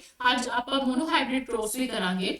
ਤਾਂ ਕੀ ਗੱਲ ਹੈ ਕਿ ਜਿਹੜੀ ਮੈਂਡਲ ਸਰ ਸੀ ਨਾ, ਜਦੋਂ ਉਹਨਾਂ ਨੇ ਐਕਸਪੈਰੀਮੈਂਟਸ ਕੀਤੇ, ਉਹਨਾਂ ਨੇ ਦੱਸਿਆ ਕਿ ਜਿਹੜੀ ਜੀਨ ਹੈ ਨਾ, ਉਹ ਹੈ ਇੱਕ ਯੂਨਿਟ ਆਫ ਇਨਹੈਰੀਟੈਂਸ। ਆਪਾਂ ਕਿਹਾ ਨਾ ਕੁਛ ਕਰੈਕਟਰ ਪਾਸ ਆਨ ਹੋ ਰਿਹਾ, ਤਾਂ ਉਹ ਕਰੈਕਟਰ ਕੌਣ ਕੈਰੀ ਕਰ ਰਿਹਾ, ਤਾਂ ਉਹਨਾਂ ਨੇ ਕਿਹਾ ਕਿ ਕੋਈ ਨਾ ਕੋਈ ਤਾਂ ਯੂਨਿਟ ਆਫ ਇਨਹੈਰੀਟੈਂਸ ਹੈ ਜਿਹੜੀ ਪਾਸ ਆਨ ਹੋ ਰਹੀ ਹੈ ਫਰਮ ਪੇਰੈਂਟਸ ਟੂ ਆਫਸਪ੍ਰਿੰਗ। ਪਾਸ ਆਨ ਹੋ ਰਹੀ ਹੈ ਪੇਰੈਂਟਸ ਟੂ ਆਫਸਪ੍ਰਿੰਗ ਮਤਲਬ ਕਿ ਟ੍ਰਾਂਸਫਰ ਹੋ ਰਹੀ ਹੈ, ਤੇ ਟ੍ਰਾਂਸਫਰ ਹੋ ਕੇ ਆਪਦੇ ਆਪ ਨੂੰ ਕੀ ਕਰ ਰਹੀ ਹੈ, ਐਕਸਪ੍ਰੈਸ ਵੀ ਕਰ ਰਹੀ ਹੈ। ਮਤਲਬ ਉਹ ਜਿਹੜੀ ਚੀਜ਼ ਹੈ, ਜਿਹੜਾ ਫੈਕਟਰ ਹੈ ਜਾਂ ਐਲੀਮੈਂਟ ਹੈ, ਮੈਂਡਲ ਸਰ ਨੇ ਉਹਨੂੰ ਨਾਮ ਦਿੱਤਾ ਸੀ ਫੈਕਟਰ ਜਾਂ ਐਲੀਮੈਂਟ। ਅੱਜ ਆਪਾਂ ਉਹਨੂੰ ਜੀਨ ਕਹਿੰਦੇ ਆ ਕਿਉਂਕਿ ਇਹ ਟਰਮ ਆਈ ਸੀ 1950s ਵਿੱਚ, ਠੀਕ ਹੈ। ਤਾਂ ਮੈਂਡਲ ਸਰ ਨੇ ਕੀ ਦੱਸਿਆ ਕਿ ਉਹ ਕੀ ਹੈ, ਯੂਨਿਟ ਆਫ ਇਨਹੈਰੀਟੈਂਸ ਹੈ and it regulates expression of character. ਉਹ ਜੀਨ ਹੀ ਆਖਿਰਕਾਰ ਐਕਸਪ੍ਰੈਸ ਕਰੇਗੀ ਕਿ ਕਰੈਕਟਰ ਕਿਵੇਂ ਦਾ ਬਣੇਗਾ। ਜਿਵੇਂ ਆਪਾਂ ਸਟੈਮ ਹਾਈਟ ਦਾ ਕਰੈਕਟਰ ਲਿੱਤਾ, ਠੀਕ ਹੈ, ਸਟੈਮ ਹਾਈਟ ਦਾ ਕਰੈਕਟਰ ਲਿੱਤਾ, ਤੇ ਜਿਹੜਾ ਆਪਣਾ ਪਲਾਂਟ ਹੈ ਉਹ ਟੋਲ ਬਣੇਗਾ ਕਿ ਡਵਾਰਫ ਬਣੇਗਾ, ਇਹ ਜੀਨ ਹੀ ਉਹਦਾ ਰੈਗੂਲੇਸ਼ਨ ਕਰੇਗੀ ਉਹਦੇ एक्सप्रेशन ਦੀ, ठीक है। दूसरी चीज होगी transfer to the next generation. ਉਸ ਤੋਂ ਬਾਅਦ ਗੱਲ ਆਉਂਦੀ ਹੈ ਕਿ ਮੈਂਡਲ ਸਰ ਨੇ ਆ ਤਾਂ ਦੱਸਦਾ ਸੀ ਕਿ ਕੋਈ ਨਾ ਕੋਈ ਯੂਨਿਟ ਆਫ ਇਨਹੈਰੀਟੈਂਸ ਹੈਗੀ ਹੈ ਤੇ ਜਿਹੜੀ ਟ੍ਰਾਂਸਫਰ ਹੁੰਦੀ ਹੈ ਨੈਕਸਟ ਜਨਰੇਸ਼ਨ ਵਿੱਚ, ਪਰ ਉਹਨਾਂ ਨੇ ਆ ਨਹੀਂ ਦੱਸਿਆ ਕਿ ਉਹ ਪ੍ਰੈਜ਼ੈਂਟ ਕਿੱਥੇ ਹੈ। ਫਿਰ ਆਪਣੇ ਜਿਹੜੇ ਆਪਾਂ ਅੱਗੋਂ ਮੋਲੀਕੂਲਰ ਬਾਇਓਲੋਜੀ ਵਿੱਚ ਵੀ ਪੜਾਂਗੇ, ਜਦੋਂ ਆਪਾਂ ਇਸ ਤੋਂ ਬਾਅਦ ਮੋਲੀਕੂਲਰ ਬਾਇਓਲੋਜੀ ਸਟਾਰਟ ਕਰਾਂਗੇ ਜੈਨੇਟਿਕਸ ਤੋਂ ਬਾਅਦ, ਜਿਹੜੇ ਟੀ.ਐਚ. ਮੋਰਗਨ ਸਰ ਸੀ, ਟੀ.ਐਚ. ਮੋਰਗਨ ਸਰ ਨੇ ਨਾ ਥਾਮਸ ਮੋਰਗਨ ਹੰਟ, ਹਨਾ, ਉਹਨਾਂ ਨੇ ਐਕਸਪੈਰੀਮੈਂਟ ਕੀਤਾ, ਥਾਮਸ ਹੰਟ ਮੋਰਗਨ ਨੇ, ਕਿ ਜਿਹੜੀ ਆਪਣੀ ਜੀਨ ਹੈ ਕਿੱਥੇ ਪ੍ਰੈਜ਼ੈਂਟ ਹੈ। ਫਿਰ ਉਹਨਾਂ ਨੂੰ ਆਨਸਰ ਮਿਲਿਆ ਕਿ ਦ ਸਪੈਸੀਫਿਕ ਲੋਕਸ ਆਫ ਕ੍ਰੋਮੋਸੋਮ, ਜਿਹੜਾ ਇੱਕ ਕ੍ਰੋਮੋਸੋਮ ਹੈ, ਜਿਹੜਾ ਇੱਕ ਕ੍ਰੋਮੋਸੋਮ ਹੈ ਉਹਦੇ ਇੱਕ ਸਪੈਸੀਫਿਕ ਜਗ੍ਹਾ ਤੇ ਪ੍ਰੈਜ਼ੈਂਟ ਹੈ ਆਪਣੀ ਜੀਨ, ਉਹਨਾਂ ਨੇ ਦੱਸਿਆ। ਤੇ ਲੋਕਸ ਕੀ ਹੈ? ਲੋਕਸ ਹੈ, ਲੋਕਸ ਆਪਾਂ ਕਿਹਨੂੰ ਕਵਾਂਗੇ? ਇੱਕ ਸਪੈਸੀਫਿਕ ਪੋਜੀਸ਼ਨ ਜਿਹਨੂੰ ਆਪਾਂ ਲੋਕੇਟ ਕਰ ਸਕੀਏ, ਇੱਕ ਪੁਆਇੰਟ ਤੇ ਜੀਨ ਕੀ ਹੁੰਦੀ ਹੈ ਆਪਣੀ ਪ੍ਰੈਜ਼ੈਂਟ ਹੁੰਦੀ ਹੈ, ਸਪੈਸੀਫਿਕ ਲੋਕੇਸ਼ਨ ਨੂੰ ਆਪਾਂ ਕਹਿੰਦੇ ਆ ਲੋਕਸ। ਤੇ ਸਪੈਸੀਫਿਕ ਲੋਕਸ ਔਨ ਕ੍ਰੋਮੋਸੋਮ, ਉਹ ਕਹਿੰਦੇ ਕਿ ਕ੍ਰੋਮੋਸੋਮ ਤੇ ਜੀਨ ਪ੍ਰੈਜ਼ੈਂਟ ਹੈ। ਤੇ ਆਬਵੀਅਸਲੀ ਆਪਾਂ ਨੂੰ ਜਦੋਂ ਆਪਾਂ ਸੈੱਲ ਵਾਲੇ ਕੁਝ ਕੁਐਸਚਨਸ ਕਰ ਰਹੇ ਸੀ, ਮੈਂ ਤੁਹਾਨੂੰ ਦੱਸਿਆ ਸੀ ਕਿ ਜਿਹੜੇ ਆਪਣੀ ਇਲੈਕਟ੍ਰੋਨ ਮਾਈਕਰੋਸਕੋਪੀ ਹੈ ਨਾ, ਇਲੈਕਟ੍ਰੋਨ ਮਾਈਕਰੋਸਕੋਪ ਸੀ ਜਿਹੜਾ ਉਹ 1950 ਵਿੱਚ ਇੰਟਰੋਡਿਊਸ ਹੋਇਆ। ਤੇ 1950 ਵਿੱਚ ਆਪਾਂ ਸੈੱਲ ਨੂੰ ਚੰਗੀ ਤਰ੍ਹਾਂ ਵੇਖ ਪਾਏ। ਜਦੋਂ ਸੈੱਲ ਨੂੰ ਚੰਗੀ ਤਰ੍ਹਾਂ ਵੇਖਿਆ ਤਾਂ ਉਹਨਾਂ ਨੇ ਵੇਖਿਆ ਕਿ ਸੈੱਲ ਵਿੱਚ ਹੈ ਨਿਊਕਲੀਅਸ, ਨਿਊਕਲੀਅਸ ਵਿੱਚ ਹੈ ਕ੍ਰੋਮੋਸੋਮ, ਤੇ ਤਾਂ ਕਰਕੇ ਉਹ ਦੱਸ ਪਏ ਕਿ ਕੁਝ ਨਾ ਕੁਝ ਐਵੇਂ ਦਾ ਹੀ ਪਾਸ ਆਨ ਹੋ ਰਿਹਾ ਹੈ, ਹਨਾ। ਤੇ ਇਹ ਕ੍ਰੋਮੋਸੋਮ ਦੇ ਲੋਕਸ ਤੇ ਹੀ ਹੈ। ਪਰ ਫਿਰ ਵੀ ਕ੍ਰੋਮੋਸੋਮ ਦਾ ਵੀ ਕੀ ਪੋਰਸ਼ਨ ਪਾਸ ਆਨ ਹੋ ਰਿਹਾ ਸੀ, ਐਕਚੁਅਲ ਚ ਕੀ ਹੈ, ਕਿਵੇਂ ਐਕਸਪ੍ਰੈਸ਼ਨ ਬਣਦਾ ਹੈ, ਠੀਕ ਹੈ। ਇਹ ਆਪਾਂ ਨੂੰ ਬਾਅਦ ਚ ਐਕਸਪੈਰੀਮੈਂਟ ਕੀਤਾ ਸੀਗਾ ਇੱਕ, ਇਹਦੇ ਬਾਰੇ ਵੀ ਆਪਾਂ ਮੋਲੀਕੂਲਰ ਬਾਇਓਲੋਜੀ ਚ ਕਰਾਂਗੇ, ਜਿਹਦੇ ਵਿੱਚ ਆਪਾਂ ਨੂੰ ਆ ਸੀ ਕਿ ਆਪਾਂ ਇਹ ਕਰਨਾ ਸੀ ਕਿ ਹੁਣ ਕ੍ਰੋਮੋਸੋਮ ਨਾਲ ਤਾਂ ਹਿਸਟੋਨ ਪ੍ਰੋਟੀਨਸ ਵੀ ਜੁੜੇ ਹੁੰਦੇ ਨੇ, ਠੀਕ ਹੈ, ਨਿਊਕਲੀਅਸ ਵਿੱਚ ਆਰਐਨਏ ਵੀ ਹੁੰਦਾ, ਡੀਐਨਏ ਵੀ ਹੁੰਦਾ, ਤਾਂ ਐਕਚੁਅਲ ਜਿਹੜੀ ਜੀਨ ਆਉਂਦੀ ਹੈ, ਇਨਹੈਰਿਟ ਹੁੰਦੀ ਹੈ, ਉਹ ਕਿਵੇਂ ਬਣਦੀ ਹੈ, ਕਿੱਥੇ ਪ੍ਰੈਜ਼ੈਂਟ ਹੁੰਦੀ ਹੈ। ਤਾਂ ਜੀਨ ਕੀ ਹੈ ਐਕਚੁਅਲ ਵਿੱਚ ਉਹਨਾਂ ਨੇ ਡੈਫੀਨੇਸ਼ਨ ਦਿੱਤੀ ਕਿ ਇਹ ਸੈਗਮੈਂਟ ਆਫ ਡੀਐਨਏ, ਹਨਾ, ਆਪਣੇ ਵਿੱਚ ਐਕਸਪ੍ਰੈਸ਼ਨ ਹੁੰਦਾ ਹੈ, ਉਹ ਸੈਗਮੈਂਟ ਆਫ ਡੀਐਨਏ ਹੁੰਦੀ ਹੈ। ਡੀਐਨਏ ਫਿਰ ਕੀ ਕਰਦਾ ਹੈ? ਡੀਐਨਏ ਕਰਦਾ ਟ੍ਰਾਂਸਕ੍ਰਿਪਸ਼ਨ, ਠੀਕ ਹੈ। ਡੀਐਨਏ ਟ੍ਰਾਂਸਕ੍ਰਿਪਸ਼ਨ ਕਰਕੇ ਕੀ ਬਣਾਉਂਦਾ ਹੈ? ਆਰਐਨਏ ਬਣਾਉਂਦਾ ਹੈ। ਫਿਰ ਉਹ ਆਰਐਨਏ ਕੀ ਕਰਦਾ ਹੈ? ਆਰਐਨਏ ਦਾ ਕੀ ਕੰਮ ਹੈ? ਮੈਂ ਤੁਹਾਨੂੰ ਸੈੱਲ ਵਾਲੇ ਚੈਪਟਰ ਵਿੱਚ ਦੱਸਿਆ ਸੀ ਆਰਐਨਏ ਦਾ ਕੀ ਕੰਮ ਹੈ। ਆਰਐਨਏ ਦਾ ਰਾਈਬੋਸੋਮ ਦਾ ਕੰਮ ਹੈ, ਆਬਵੀਅਸਲੀ ਰਾਈਬੋਸੋਮ ਤੋਂ ਹੀ ਆਰਐਨਏ ਬਣੇਗਾ, ਠੀਕ ਹੈ। ਤਾਂ ਉਹਦਾ ਕੀ ਕੰਮ ਹੈ ਕਿ ਉਹ ਪ੍ਰੋਟੀਨ ਸਿੰਥੇਸਾਈਜ਼ ਕਰੇਗਾ। ਪ੍ਰੋਟੀਨ ਸਿੰਥੇਸਿਸ ਨੂੰ ਆਪਾਂ ਕੀ ਕਰਾਂਗੇ, ਕੀ ਕਵਾਂਗੇ? ਟ੍ਰਾਂਸਲੇਸ਼ਨ ਕਵਾਂਗੇ, ਠੀਕ ਹੈ। ਜਿਹੜਾ ਪ੍ਰੋਟੀਨ ਬਣਦਾ ਹੈ from RNA, ਉਹਨੂੰ ਆਪਾਂ ਕੀ ਕਹਿੰਦੇ ਆ? ਟ੍ਰਾਂਸਲੇਸ਼ਨ। ਪਹਿਲੇ ਟ੍ਰਾਂਸਕ੍ਰਿਪਸ਼ਨ ਹੁੰਦੀ ਹੈ from a segment of DNA, segment of DNA ਨੂੰ ਆਪਾਂ ਕੀ ਕਹਿੰਦੇ ਆ? Jean, which forms RNA and then it forms protein। ਤੇ ਜਿਹੜਾ ਪ੍ਰੋਟੀਨ ਬਣਦਾ ਹੈ ਜਾਂ ਕੋਈ ਵੀ ਐਂਜ਼ਾਈਮ ਬਣਦਾ ਹੈ, ਜਿਹੜੀ ਵੀ ਇੱਕ ਫੰਕਸ਼ਨਲ ਯੂਨਿਟ ਬਣਦੀ ਹੈ, ਫਿਰ ਉਹ ਕੀ ਕਰਦੀ ਹੈ? ਆਪਣੇ ਆਪ ਨੂੰ ਐਕਸਪ੍ਰੈਸ ਕਰਦੀ ਹੈ ਤੇ ਆਪਣੇ ਵਿੱਚ ਕੋਈ ਨਾ ਕੋਈ ਟ੍ਰੇਟ ਕੀ ਹੁੰਦਾ? ਐਕਸਪ੍ਰੈਸ ਹੁੰਦਾ, ਜਿਵੇਂ ਕਿ ਇੱਥੇ plant tall ਬਣੇਗਾ ਜਾਂ dwarf ਬਣੇਗਾ, ਠੀਕ ਹੈ। So the segment of DNA which forms RNA and protein which generally forms a character। ਤੇ ਹੁਣ ਜੇ ਆਪਣੇ ਤੋਂ ਕਈ ਵਾਰੀ ਪੁੱਛ ਲੈਣ ਕਿ ਮਾਡਰਨ ਕਨਸੈਪਟ ਆਫ ਜੀਨ ਕੀ ਹੈ, ਤਾਂ ਮਾਡਰਨ ਕਨਸੈਪਟ ਆਫ ਜੀਨ ਇਹ ਹੈ ਕਿ a segment of DNA present on chromosome which forms RNA which further forms proteins and which generally forms a character, ठीक है। ये है अपनी एग्जैक्ट डेफिनेशन ऑफ जीन। वैसे जर्नल की डेफिनेशन है कि यूनिट ऑफ इनहेरिटेंस है और रेगुलेट करती है एक्सप्रेशन ਨੂੰ ਜਿਹੜੀ ਮੈਂਡਲ ਸਰ ਨੇ ਦਿੱਤੀ ਸੀ and transfers to the next generation characters ਨੂੰ ਪਾਸ ਆਨ ਕਰਦੀ ਹੈ। I think I am very clear till here. ਜੇ ਤੁਹਾਨੂੰ ਐਸੇ ਡਾਊਟ ਹੈ ਕਿ ਸੈਗਮੈਂਟ ਆਫ ਡੀਐਨਏ ਟ੍ਰਾਂਸਕ੍ਰਿਪਟ ਹੋ ਕੇ ਆਰਐਨਏ ਬਣਦਾ ਹੈ, ਫਿਰ ਪ੍ਰੋਟੀਨ ਤੋਂ ਆਪਾਂ ਨੂੰ ਬਾਅਦ ਚੋਂ ਐਕਸਪ੍ਰੈਸ਼ਨ ਦਿਖਦਾ ਹੈ, ਤਾਂ ਇਹ ਵਾਲੇ ਜਦੋਂ ਆਪਾਂ ਐਕਸਪੈਰੀਮੈਂਟ ਕਰਾਂਗੇ ਨਾ ਮੋਲੀਕੂਲਰ ਬਾਇਓਲੋਜੀ 'ਚ, ਉਦੋਂ ਤੁਹਾਨੂੰ ਸਮਝ ਆ ਜਾਂਦੀ ਹੈ। ਤੇ ਇਸ ਚੀਜ਼ ਦਾ ਤੁਸੀਂ ਹੁਣ ਸਟ੍ਰੈਸ ਨਹੀਂ ਲੈਣਾ ਜੇ ਤੁਹਾਨੂੰ ਨਹੀਂ ਵੀ ਸਮਝ ਆਇਆ ਤਾਂ, ਬਟ ਆਈ ਥਿੰਕ ਤੁਹਾਨੂੰ ਆ ਚੀਜ਼ ਹਾਲੇ ਤੱਕ ਸਮਝ ਆ ਗਈ ਹੋਏਗੀ। ਜੇ ਕਿਸੇ ਦਾ ਕੋਈ ਡਾਊਟ ਹੈ ਤਾਂ ਕਮੈਂਟ ਸੈਕਸ਼ਨ ਵਿੱਚ ਮੇਰੇ ਤੋਂ ਪੁੱਛ ਸਕਦੇ ਜੇ ਕੋਈ ਵੀ ਡਾਊਟ ਹੈ। ਤੇ ਜੇ ਤੁਹਾਨੂੰ ਸਮਝ ਆਏ ਤਾਂ ਸੈਸ਼ਨ ਵਾਸਤੇ ਕਮੈਂਟ ਜ਼ਰੂਰ ਕਰਿਆ ਜੇ ਕਿ ਮੈਮ ਸਮਝ ਆਇਆ। ਤੇ ਜੇ ਤੁਹਾਨੂੰ ਸੈਸ਼ਨ ਵਿੱਚ ਕੋਈ ਵੀ ਪ੍ਰੋਬਲਮ ਲੱਗੇ ਕਿ ਕੋਈ ਚੀਜ਼ ਤੁਹਾਨੂੰ ਸਮਝ ਨਹੀਂ ਆ ਰਹੀ ਹੈ, ਕੋਈ ਦਿੱਕਤ ਹੈ, ਉਸ ਲਈ ਵੀ ਕਮੈਂਟ ਕਰੋ, ਕਿਉਂਕਿ ਤੁਸੀਂ ਕਮੈਂਟਸ ਕਰੋਗੇ ਤਾਂ ਹੀ ਮੈਨੂੰ ਪਤਾ ਚੱਲੇਗਾ ਨਾ ਕਿ ਐਕਚੁਅਲ ਇਸ ਚੀਜ਼ ਕੀ ਹੋ ਰਹੀ ਹੈ, ਤੁਹਾਡੇ ਮਨ ਵਿੱਚ ਕੀ ਚੱਲ ਰਿਹਾ, ਤੁਹਾਨੂੰ ਸਮਝ ਆ ਰਿਹਾ ਕਿ ਨਹੀਂ ਆ ਰਿਹਾ, ਠੀਕ ਹੈ। ਹੁਣ ਆਪਾਂ ਗੱਲ ਕੀਤੀ ਕਿ ਇਹ ਸੈਗਮੈਂਟ ਆਫ ਡੀਐਨਏ ਹੈ, ਠੀਕ ਹੈ। ਹੁਣ ਆਪਾਂ ਦੇਖਦੇ ਹਾਂ ਕਿ ਐਕਚੁਅਲ 'ਚ ਜਿਹੜੀ ਆ ਸੈਗਮੈਂਟ ਆਫ ਡੀਐਨਏ ਹੈ ਇਹ ਕੀ ਚੀਜ਼ ਹੈ, ਠੀਕ ਹੈ। ਕ੍ਰੋਮੋਸੋਮ ਕੀ ਹੈ, ਸਾਰੀ ਚੀਜ਼ ਦੇਖਦੇ ਹਾਂ। ਸਭ ਤੋਂ ਪਹਿਲੇ ਆਪਾਂ ਗੱਲ ਕੀਤੀ ਡੀਐਨਏ ਦੀ, ਠੀਕ ਹੈ। ਆਪਾਂ ਗੱਲ ਕੀਤੀ ਡੀਐਨਏ ਦੀ। ਡੀਐਨਏ ਕੀ ਹੈ? ਆਪਾਂ ਕਿਹਾ ਕਿ ਜੀਨ ਕੀ ਹੈ? ਸੈਗਮੈਂਟ ਆਫ ਡੀਐਨਏ, ਠੀਕ ਹੈ। ਹੁਣ ਡੀਐਨਏ ਕੀ ਹੈ? ਡਬਲ ਸਟ੍ਰੈਂਡਡ ਹੈਲੀਕਲ ਸਟਰਕਚਰ ਹੈ, ਠੀਕ ਹੈ। ਡਬਲ ਸਟ੍ਰੈਂਡਡ ਹੈਲੀਕਲ ਸਟਰਕਚਰ ਜਿਹੜਾ ਕਿ ਕੰਟਰੋਲ ਕਰਦਾ ਆਪਣੇ ਐਕਸਪ੍ਰੈਸ਼ਨ ਨੂੰ ਕੰਟਰੋਲ ਕਰੇਗਾ ਕਿ ਆਪਾਂ ਕਿਵੇਂ ਦੇ ਬਣਾਂਗੇ। ਇਹ ਕਿਹਨੂੰ ਕੰਟਰੋਲ ਕਰੇਗਾ? ਆਪਣੀ ਐਕਸਪ੍ਰੈਸ਼ਨ ਨੂੰ ਕੰਟਰੋਲ ਕਰੇਗਾ। ਫਿਰ ਇੱਕ ਤੁਸੀਂ ਹੋਰ ਟਰਮ ਸੁਣੀ ਹੋਏਗੀ, ਕ੍ਰੋਮੈਟਿਨ, ਤੇ ਇਹ ਹੈ ਕ੍ਰੋਮੋਸੋਮ, ठीक है। ਹੁਣ ਤੁਸੀਂ ਆ ਸਾਰੀ ਟਰਮ ਸੁਣੀਆਂ ਹੋਈਆਂ ਨੇ ਹਨਾ। ਹੁਣ ਜਿਵੇਂ ਆ ਵੇਖੋ ਐਵੇਂ ਨਾ ਦੋ ਵਾਇਰਸ ਪਈਆਂ ਨੇ ਮੇਰੇ ਕੋਲ। ਇਹ ਕੀ ਹੈ, ਮੰਨ ਲਓ ਆਪਣਾ ਡਬਲ ਸਟ੍ਰੈਂਡਡ ਡੀਐਨਏ ਹੈ, ਜਿਵੇਂ ਕਿ ਆਪਣੇ ਨਿਊਕਲੀਅਸ ਵਿੱਚ ਐਵੇਂ ਪਿਆ ਹੋਇਆ, ਠੀਕ ਹੈ। ਬਾਅਦ ਚੋਂ ਇਹਦੀ ਇੱਕ ਹੋਰ ਕੰਡੈਂਸਡ ਫਾਰਮ ਬਣ ਗਈ, ਐਵੇਂ ਕੰਡੈਂਸ ਹੋ ਗਿਆ। क्रोमैटिन की हो गया, एवं कंडेंस हो गया है ना। जो ये एवं कंडेंस हो गया मतलब कि एक थोड़ा जा होर टाइटली पैक हो गया, ठीक है। जो ये टाइटली पैक होएगा रहेगा तो ये फिर भी डीएनए का मतलब कि ये की होया, ये भी होया डीएनए, पर केड़ा होया ਜਿਹੜੀ ਇਹਦੀ ਕੰਪਰੈਸਡ ਫਾਰਮ ਹੋਈ ਆ, ਕੰਪੈਕਟ ਫਾਰਮ ਆਫ ਡੀਐਨਏ, ਠੀਕ ਹੈ। ਉਹਦੇ ਨਾਲ ਕਾਫੀ ਸਾਰੇ ਪ੍ਰੋਟੀਨਸ ਵਗੈਰਾ ਜੁੜ ਗਏ ਹੋਣਗੇ। ਤੇ ਕ੍ਰੋਮੋਸੋਮ ਕੀ ਹੈ, ਉਹ ਹੋਰ ਵੀ ਕੰਡੈਂਸਡ ਫਾਰਮ ਹੈ, ਉਹ ਹੋਰ ਵੀ ਕੀ ਹੈ, कंडेंस्ड फॉर्म ऑफ डीएनए ही है, जिंदे विच की सारे प्रोटीन्स वगैरह भी जुड़े हुए ने नॉन हिस्टोन ते हिस्टोन प्रोटीन्स, ठीक है। ये जोड़ा आप सेल दे स्ट्रक्चर विच करांगे ते ਇਹਦਾ ਤੁਸੀਂ ਜ਼ਿਆਦਾ स्ट्रेस नहीं लेना, ठीक है। I think I am very clear. ਹੁਣ क्रोमोसोम की आ पता चल गया। क्रोमोसोम की है कि ਜਿਹੜਾ ਇਹ ਕੀ ਹੈ ਕਿ ਕੰਪੈਕਟ ਫਾਰਮ ਜਾਂ ਕੰਡੈਂਸਡ ਫਾਰਮ ਆਫ ਕੀ ਹੈ, ਡੀਐਨਏ ਹੀ ਹੈ। ਡੀਐਨਏ ਦੇ ਵੀ ਪਤਾ ਚੱਲ ਗਿਆ ਕਿ ਡਬਲ ਹੈਲਿਕਸ ਸਟਰਕਚਰ ਹੈ। ਹੁਣ ਐਡੀਨਾਈਨ, ਗੁਆਨਿਨ, ਥਾਇਮਿਨ, ਸਾਈਟੋਸਿਨ ਆ ਜਿਹੜੀ ਸਾਰੀ ਚੀਜ਼ਾਂ ਨੇ ਕਿ ਕਿਹੜਾ ਕਿਵੇਂ ਹੋਏਗਾ, ਮੋਲੀਕੂਲਰ ਬਾਇਓਲੋਜੀ 'ਚ ਆਪਾਂ ਪੜਾਂਗੇ, ਉਸ ਦੀ ਤੁਹਾਨੂੰ ਟੈਨਸ਼ਨ ਲੈਣ ਦੀ ਲੋੜ ਨਹੀਂ ਹੈ, ਠੀਕ ਹੈ। ਇੱਥੋਂ ਤੱਕ ਤੁਹਾਨੂੰ ਪਤਾ ਚੱਲ ਗਿਆ ਕਿ ਕ੍ਰੋਮੋਸੋਮ ਕਿੱਦਾਂ ਦਾ ਹੁੰਦਾ ਹੈ। ਇਹ ਆਪਣੇ ਨਿਊਕਲੀਅਸ ਵਿੱਚ ਪ੍ਰੈਜ਼ੈਂਟ ਹੁੰਦਾ ਹੈ ਨਾ। ਜਦੋਂ ਗੈਮੀਟਸ ਦੀ ਫਾਰਮੇਸ਼ਨ ਹੁੰਦੀ ਹੈ ਤਾਂ ਇਹ ਕੀ ਕਰਦਾ ਹੈ, डिवाइड करता है। गैमीट्स की फॉर्मेशन है की करेगा, डिवाइड करेगा, ठीक है। So let's move to the next slide. I think इत्थों तक तुहानू आ समझ आ गया होगा कि जीन की है, डीएनए की है। हुण आपां दूसरी टर्म ਜਦੋਂ ਮੈਂ ਤੁਹਾਨੂੰ ਕਿਹਾ ਕਿ ਇੱਕ ਜਿਹੜੀ ਜੀਨ ਹੈ, ਜਿਹੜੀ ਯੂਨਿਟ ਆਫ ਇਨਹੈਰੀਟੈਂਸ ਹੈ, ਉਹਦੇ ਕੋਲ ਹੈ ਇੱਕ ਕਰੈਕਟਰ, ਮੰਨ ਲਓ ਸਟੈਮ ਹਾਈਟ ਦਾ, ਹਾਂ ਨਾ। ਇੱਕ ਕਰੈਕਟਰ ਹੋ ਗਿਆ ਸਟੈਮ ਹਾਈਟ ਦਾ। ਹੁਣ ਉਹ ਜਾ ਕੇ ਟॉल ਵੀ ਬਣ ਸਕਦਾ ਹੈ ਤੇ ਉਹ ਜਾ ਕੇ ਡਵਾਰਫ ਵੀ ਬਣ ਸਕਦਾ ਹੈ ਨਾ। ਪਲਾਂਟ ਕਿਵੇਂ ਐਕਸਪ੍ਰੈਸ ਕਰੇਗਾ, ਤਾਂ ਜਿਹੜਾ ਟॉल ਤੇ ਡਵਾਰਫ ਹੋ ਗਏ ਇਹ ਕੀ ਹੋ ਗਿਆ, ਦੇ ਟ੍ਰੇਟਸ ਹੋ ਗਏ। ਹੁਣ ਮੈਂ ਇੱਥੇ ਕਰੈਕਟਰ ਤੇ ਟ੍ਰੇਟ ਦੀ ਡੈਫੀਨੇਸ਼ਨ ਨਹੀਂ ਲਿਖੀ ਹੋਈ, ਪਰ ਤੁਹਾਨੂੰ ਸਮਝ ਆ ਗਿਆ ਨਾ ਕਿ ਕਰੈਕਟਰ ਕੀ ਹੈ। ਕਰੈਕਟਰ ਹੈ ਕਿ ਇੱਕ ਜਿਵੇਂ ਸਟੈਮ ਹਾਈਟ ਹੋ ਗਈ, ਉਹਦੇ ਮਲਟੀਪਲ ਟ੍ਰੇਟਸ ਹੋ ਸਕਦੇ ਨੇ, ਮਲਟੀਪਲ ਫਾਰਮਸ ਹੋ ਸਕਦੇ ਨੇ, ਹਨਾ। ਤਾਂ ਫਿਰ ਇੱਕ ਹੀ ਜੀਨ ਦੇ ਜਿਹੜੇ ਡਿਫਰੈਂਟ ਫਾਰਮਸ ਹੋ ਸਕਦੇ ਨੇ ਉਹਨਾਂ ਨੂੰ ਹੀ ਆਪਾਂ ਕਹਿੰਦੇ ਆ ਐਲੀਲ। ਐਲੀਲ ਦਾ ਮਤਲਬ ਹੁੰਦਾ ਹੈ ਬਿਲੋਂਗਿੰਗ ਟੂ ਈਚ ਅਦਰ। ਐਲੀਲ ਨੂੰ ਆਪਾਂ ਐਲੀਲੋਮੋਰਫ ਵੀ ਕਹਿ ਦਿੰਦੇ ਆ। ਤੇ ਆਹ ਵਾਲੀ ਜਿਹੜੀ ਇੱਕ ਟਰਮ ਕੁਆਇਨ ਕੀਤੀ ਸੀ ਬੈਟਸਨ ਨੇ, ਜੈਨੇਟਿਕਸ, ਤੇ ਦੂਸਰੀ ਟਰਮ ਇੱਕ ਹੋਰ ਕੁਆਇਨ ਕੀਤੀ ਹੈ ਕਿਹੜੀ, ਐਲੀਲ, ਠੀਕ ਹੈ। ਜੀਨ ਟਰਮ ਕਿਹਨੇ ਕੁਆਇਨ ਕੀਤੀ ਸੀ, ਜੋਹਾਨਸਨ ਨੇ। ਇੱਥੇ ਤੱਕ ਕਲੀਅਰ, ਕੋਈ ਡਾਊਟ ਕਿਸੇ ਨੂੰ। ਐਲੀਲ ਕੀ ਹੋ ਗਿਆ, ਬਿਲੋਂਗਿੰਗ ਟੂ ਈਚ ਅਦਰ। ਹੁਣ ਜਿਹੜਾ ਆਪਣਾ ਕਰੈਕਟਰ ਹੈ, ਕਰੈਕਟਰ ਕੀ ਹੈ, ਇੱਕ, ਬਟ ਓਨਲੀ ਦੋ ਫਾਰਮਸ ਨੇ, ਕਿ ਟॉल ਵੀ ਹੋ ਸਕਦਾ ਹੈ, ਡਵਾਰਫ ਵੀ ਹੋ ਸਕਦਾ ਹੈ। ਕੀ ਨੇ, ਦੋ ਫਾਰਮਸ ਨੇ, ਤੇ ਉਸ ਦੋ ਫਾਰਮਸ ਨੂੰ ਆਪਾਂ ਕੀ ਕਹਾਂਗੇ ਕਿ ਇਹ ਟ੍ਰੇਟ ਹੈ, ਹਨਾ। ਟॉलनेस ਇੱਕ ਟ੍ਰੇਟ ਹੈ, ਡਵਾਰਫनेस ਇੱਕ ਟ੍ਰੇਟ ਹੈ, ਠੀਕ ਹੈ। ਸਮਝ ਆਈ ਇੱਥੇ ਤੱਕ। ਹੁਣ ਦੂਸਰੀ ਚੀਜ਼ ਕਿ ਆਪਾਂ ਫਿਰ ਜਿਹੜੀ ਅਲੀਲ ਹੈ ਉਹਨੂੰ ਕਿਵੇਂ ਡਿਫਾਈਨ ਕਰਾਂਗੇ। ਜਿਵੇਂ ਮੰਨ ਲਓ ਇੱਥੇ ਇੱਕ ਹੈ, ਆ ਕੀ ਹੈ, chromosome.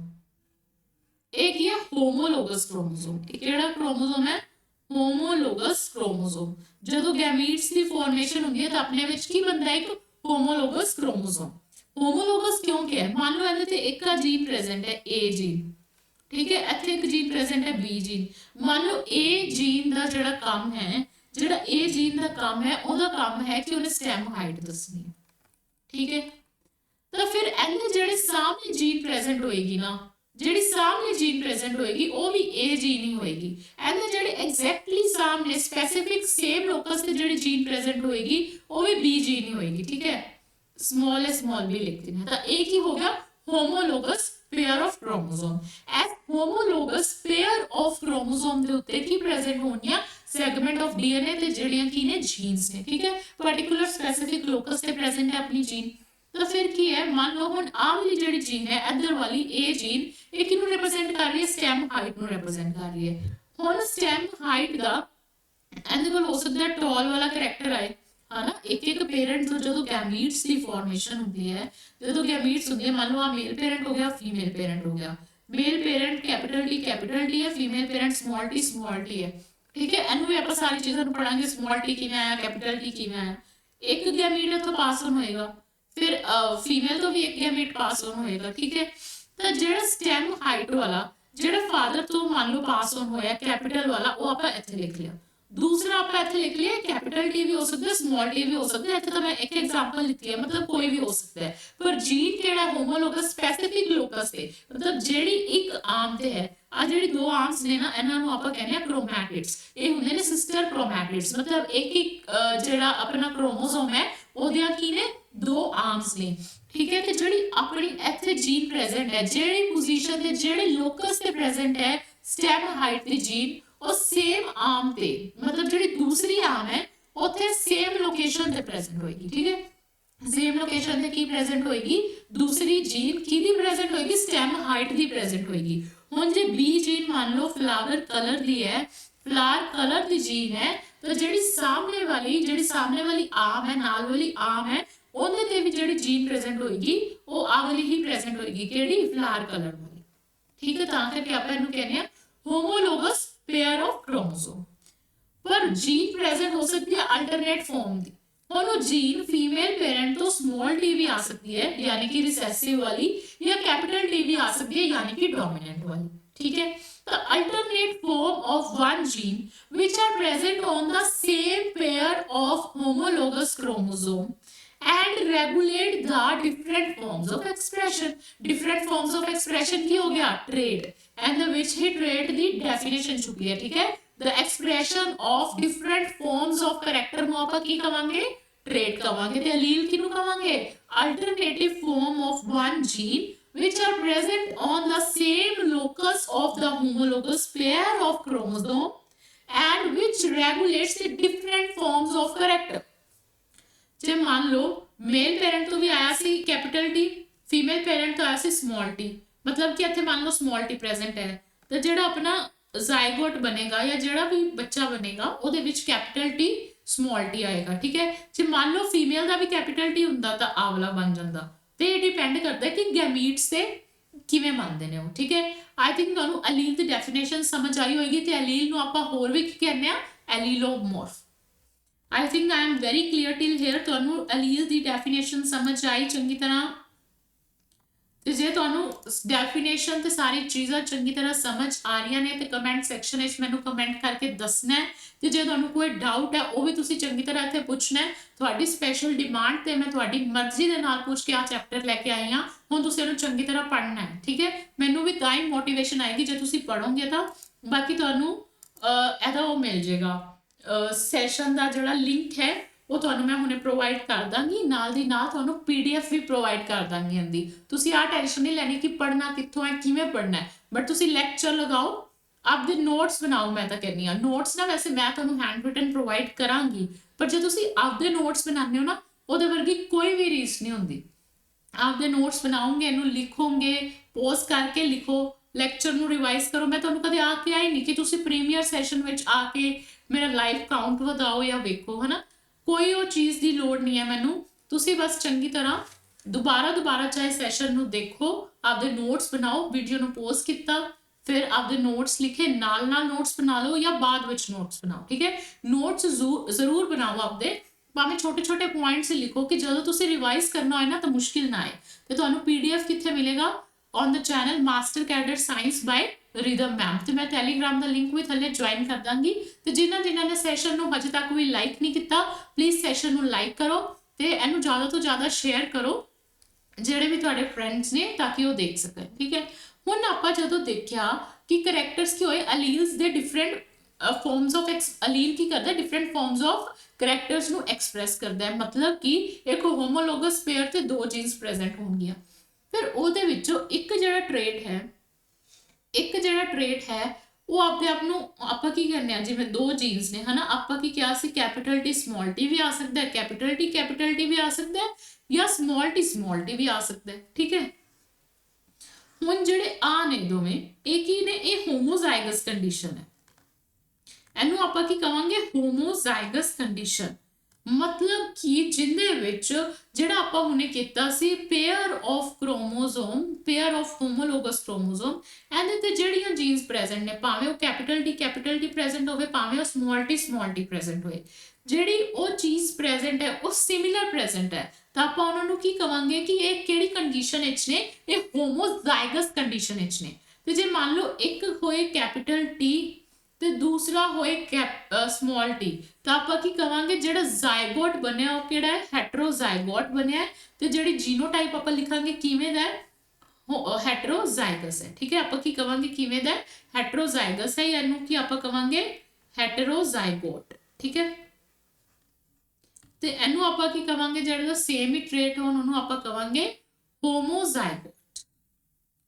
Is it clear to all of you? ਸਾਰਿਆਂ ਨੂੰ ਚੰਗੀ ਤਰ੍ਹਾਂ ਸਮਝ ਆਇਆ? ਉਸ ਤੋਂ ਬਾਅਦ ਹੁਣ ਸਭ ਤੋਂ ਪਹਿਲੇ ਆਪਾਂ ਗੱਲ ਕਰਦੇ ਹਾਂ ਕਿ ਇਹਨਾਂ ਵਿੱਚੋਂ ਜਿਹੜਾ ਡੋਮੀਨੈਂਟ ਹੋਏਗਾ ਉਹ ਕਿਹੜਾ ਹੋਏਗਾ ਤੇ ਰਿਸੈਸਿਵ ਕਿਹੜਾ ਹੋਏਗਾ। ਸਭ ਤੋਂ ਪਹਿਲੇ ਮੈਨੂੰ ਆ ਦੱਸੋ ਡੋਮੀਨੈਂਟ ਕਿਹੜੀ ਚੀਜ਼ ਹੈ? ਡੋਮੀਨੈਂਟ ਉਹ ਚੀਜ਼ ਹੈ ਜਿਹੜੀ ਦੂਸਰੇ ਨੂੰ ਐਕਸਪ੍ਰੈਸ ਨਾ ਕਰਨ ਦੇ। ਠੀਕ ਹੈ, ਜਿਹੜੀ ਚੀਜ਼ ਦੂਸਰੇ ਨੂੰ ਐਕਸਪ੍ਰੈਸ ਨਹੀਂ ਕਰਨ ਦੇਗੀ ਉਹ ਡੋਮੀਨੈਂਟ ਹੈ। ਮੰਨ ਲਓ ਆਪਾਂ ਹੁਣ ਟਾਲਨੈਸ ਦਾ ਜੀਨ ਲਿੱਤਾ ਹਨਾ, ਕੈਪੀਟਲ ਟੀ ਦੋਨੋਂ ਤੋਂ ਕੈਪੀਟਲ ਟੀ ਆਇਆ। ਆਪਾਂ ਨੂੰ ਪਤਾ ਹੈ ਕਿ ਜਿਹੜਾ ਪਲਾਂਟ ਬਣੇਗਾ ਉਹ ਟਾਲ ਹੀ ਬਣੇਗਾ। ਠੀਕ ਹੈ, ਦੋਨੋਂ ਤੋਂ ਸਮਾਲ ਟੀ ਆਇਆ। ਆਪਾਂ ਨੂੰ ਪਤਾ ਜਿਹੜਾ ਪਲਾਂਟ ਬਣੇਗਾ ਉਹ ਕਿਵੇਂ ਦਾ ਬਣੇਗਾ, ਡਵਾਰਫ ਹੀ ਬਣੇਗਾ, ਕਿਉਂਕਿ ਦੋਨੋਂ ਜਿਹੜੇ ਪੈਰੈਂਟਸ ਨੇ ਉਹ ਕੀ ਨੇ, ਡਵਾਰਫ ਨੇ, ਮਤਲਬ ਡਵਾਰਫ ਵਾਲਾ ਕਰੈਕਟਰ ਹੀ ਪਾਸ ਹੋਣ ਹੋਇਆ ਹਨਾ। ਤੇ ਇਹ ਕੀ ਬਣਿਆ ਟਾਲ, ਇਹ ਬਣਿਆ ਡਵਾਰਫ। ਦੂਸਰੀ ਇੱਕ ਹੋਰ ਕੰਡੀਸ਼ਨ ਆਉਂਦੀ ਜਿਹੜੀ ਹੈਟਰੋਜ਼ਾਈਗਸ ਵਾਲੀ, ਉਹਦੇ ਵਿੱਚ ਜਾਂ ਤਾਂ ਟਾਲ ਬਣ ਸਕਦਾ ਜਾਂ ਡਵਾਰਫ ਬਣ ਸਕਦਾ। ਬਟ ਜਦੋਂ ਆਪਾਂ ਵੇਖਦੇ ਹਾਂ ਰਿਜ਼ਲਟਸ ਵਿੱਚ ਤੇ ਆਪਣੇ ਕੋਲ ਕੀ ਆਉਂਦਾ, ਪਲਾਂਟ ਆਉਂਦਾ ਟਾਲ। ਫਿਰ ਆਪਾਂ ਨੂੰ ਪਤਾ ਚੱਲਦਾ ਕਿ ਜਿਹੜਾ ਟਾਲ ਵਾਲਾ ਉਹ ਆਪਦੇ ਆਪ ਨੂੰ ਐਕਸਪ੍ਰੈਸ ਕਰ ਪਾ ਰਿਹਾ, ਜਦੋਂ ਸਮਾਲ ਵਾਲਾ ਵੀ, ਜਦੋਂ ਡਵਾਰਫ ਵਾਲਾ ਵੀ ਟ੍ਰੇਟ ਪ੍ਰੈਜ਼ੈਂਟ ਹੈ। ਇਹਦਾ ਮਤਲਬ ਕੀ ਹੋਇਆ, ਇਹਦਾ ਮਤਲਬ ਆ ਹੋਇਆ ਕਿ ਜਿਹੜਾ ਆਪਦੇ ਆਪ ਨੂੰ ਹੋਮੋਜ਼ਾਈਗਸ ਕੰਡੀਸ਼ਨ ਵਿੱਚ ਤਾਂ ਐਕਸਪ੍ਰੈਸ ਕਰੇਗਾ ਹੀ ਕਰੇਗਾ, ਹੋਮੋਜ਼ਾਈਗਸ ਕੰਡੀਸ਼ਨ ਵਿੱਚ ਤਾਂ ਐਕਸਪ੍ਰੈਸ ਕਰੇਗਾ ਹੀ ਕਰੇਗਾ, ਪਰ ਜੇ ਉਹ ਆਪਦੇ ਆਪ ਨੂੰ ਹੈਟਰੋਜ਼ਾਈਗਸ ਕੰਡੀਸ਼ਨ ਵਿੱਚ ਐਕਸਪ੍ਰੈਸ ਕਰ ਦੇ, ਉਹਨੂੰ ਆਪਾਂ ਕੀ ਕਵਾਂਗੇ, ਉਹਨੂੰ ਆਪਾਂ ਕਵਾਂਗੇ ਡੋਮੀਨੈਂਟ ਟ੍ਰੇਟ। ਉਹ ਕਿਹੜਾ ਟ੍ਰੇਟ ਹੈ, ਡੋਮੀਨੈਂਟ ਟ੍ਰੇਟ। ਤੇ ਜਿਹੜਾ ਟਾਲਨੈਸ ਦਾ ਟ੍ਰੇਟ ਹੈ, ਸਟੈਮ ਹਾਈਟ ਵਿੱਚ ਜਿਹੜਾ ਆਪਣਾ ਟਾਲਨੈਸ ਦਾ ਟ੍ਰੇਟ ਹੈ ਉਹ ਕੀ ਹੈ, ਡੋਮੀਨੈਂਟ। ਤੇ ਜਿਹੜਾ ਰਿਸੈਸਿਵ ਟ੍ਰੇਟ ਹੈ, trait which appears only in homozygous condition, ਜਿਹੜਾ ਸਮਾਲ ਟੀ ਵਾਲਾ ਹੈ ਉਹ ਸਿਰਫ ਹੋਮੋਜ਼ਾਈਗਸ ਕੰਡੀਸ਼ਨ ਦੇ ਵਿੱਚ ਹੀ ਹੋ ਸਕਦਾ ਹੈ, ਤਾਂ ਉਹ ਕੀ ਹੈ ਆਪਣਾ ਰਿਸੈਸਿਵ ਟ੍ਰੇਟ। ਉਹ ਕਿਹੜਾ ਟ੍ਰੇਟ ਹੋ ਜਾਏਗਾ ਤੁਹਾਡਾ, recessive trait. Trait which appears only in homozygous condition ਦੇ ਵਿੱਚ ਹੀ ਅਪੀਅਰ ਹੋ ਸਕਦਾ ਹੈ, ਉਹਨੂੰ ਆਪਾਂ ਕੀ ਕਵਾਂਗੇ, ਕਿਹੜਾ ਟ੍ਰੇਟ ਹੈ, ਰਿਸੈਸਿਵ ਟ੍ਰੇਟ ਹੈ। ਕਿ ਮੰਨ ਲਓ ਜੇ ਟਾਲਨੈਸ ਵਾਲੀ ਜੀਨ ਆ ਗਈ ਇੱਕ ਵੀ ਪੇਰੈਂਟ ਤੋਂ, ਤਾਂ ਪਲਾਂਟ ਡਵਾਰਫ ਨਹੀਂ ਬਣੇਗਾ, ਪਲਾਂਟ ਕੀ ਬਣੇਗਾ, ਟਾਲ ਬਣੇਗਾ। ਪਲਾਂਟ ਡਵਾਰਫ ਨਹੀਂ ਬਣੇਗਾ, ਪਲਾਂਟ ਕੀ ਬਣੇਗਾ, ਟਾਲ ਬਣੇਗਾ। I think I am very clear till here. ਸਾਰੀ ਚੀਜ਼ਾਂ ਤੁਹਾਨੂੰ ਸਮਝ ਵਿੱਚ ਆਈਆਂ, ਅੰਡਰਸਟੂਡ?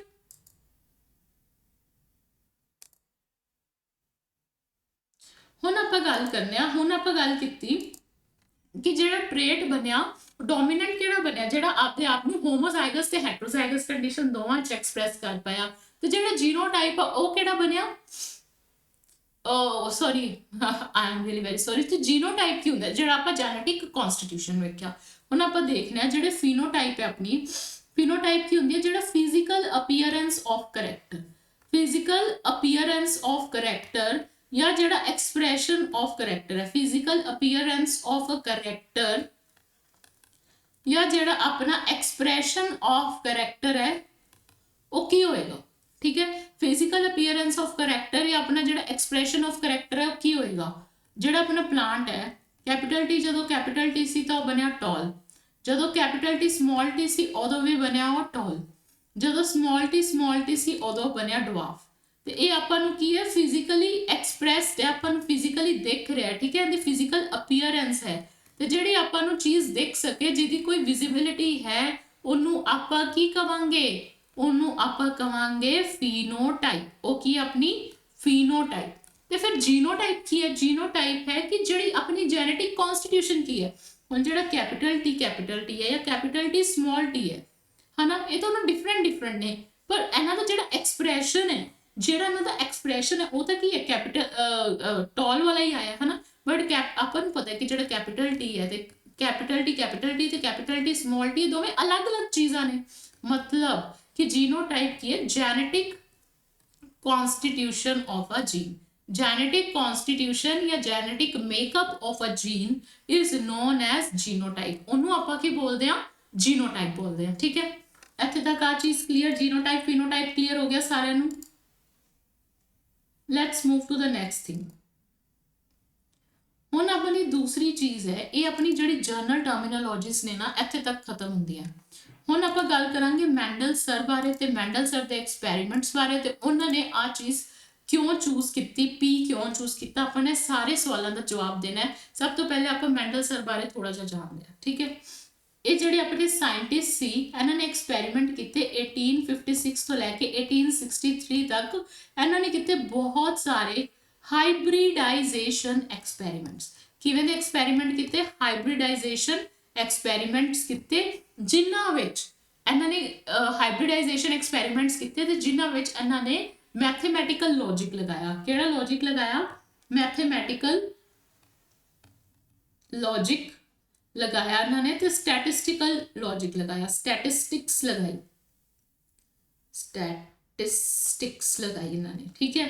ਇਹ ਪਹਿਲੇ ਸਾਇੰਟਿਸਟ ਹੋਏ ਜਿਨ੍ਹਾਂ ਨੇ ਮੈਥਮੈਟਿਕਲ ਲੌਜਿਕ ਤੇ ਸਟੈਟਿਸਟਿਕਸ ਲਗਾਈ ਮੈਥਸ ਦੇ ਵਿੱਚ।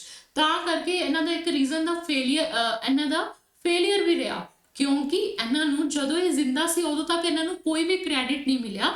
ਬਾਅਦ ਚੋਂ 3 ਸਾਇੰਟਿਸਟ ਆਏ, ਕਾਰਲ ਕੋਰਿਨ, ਸ਼ੈਮਾਕ ਤੇ ਇੱਕ ਹੋਰ ਸਾਇੰਟਿਸਟ ਸੀ।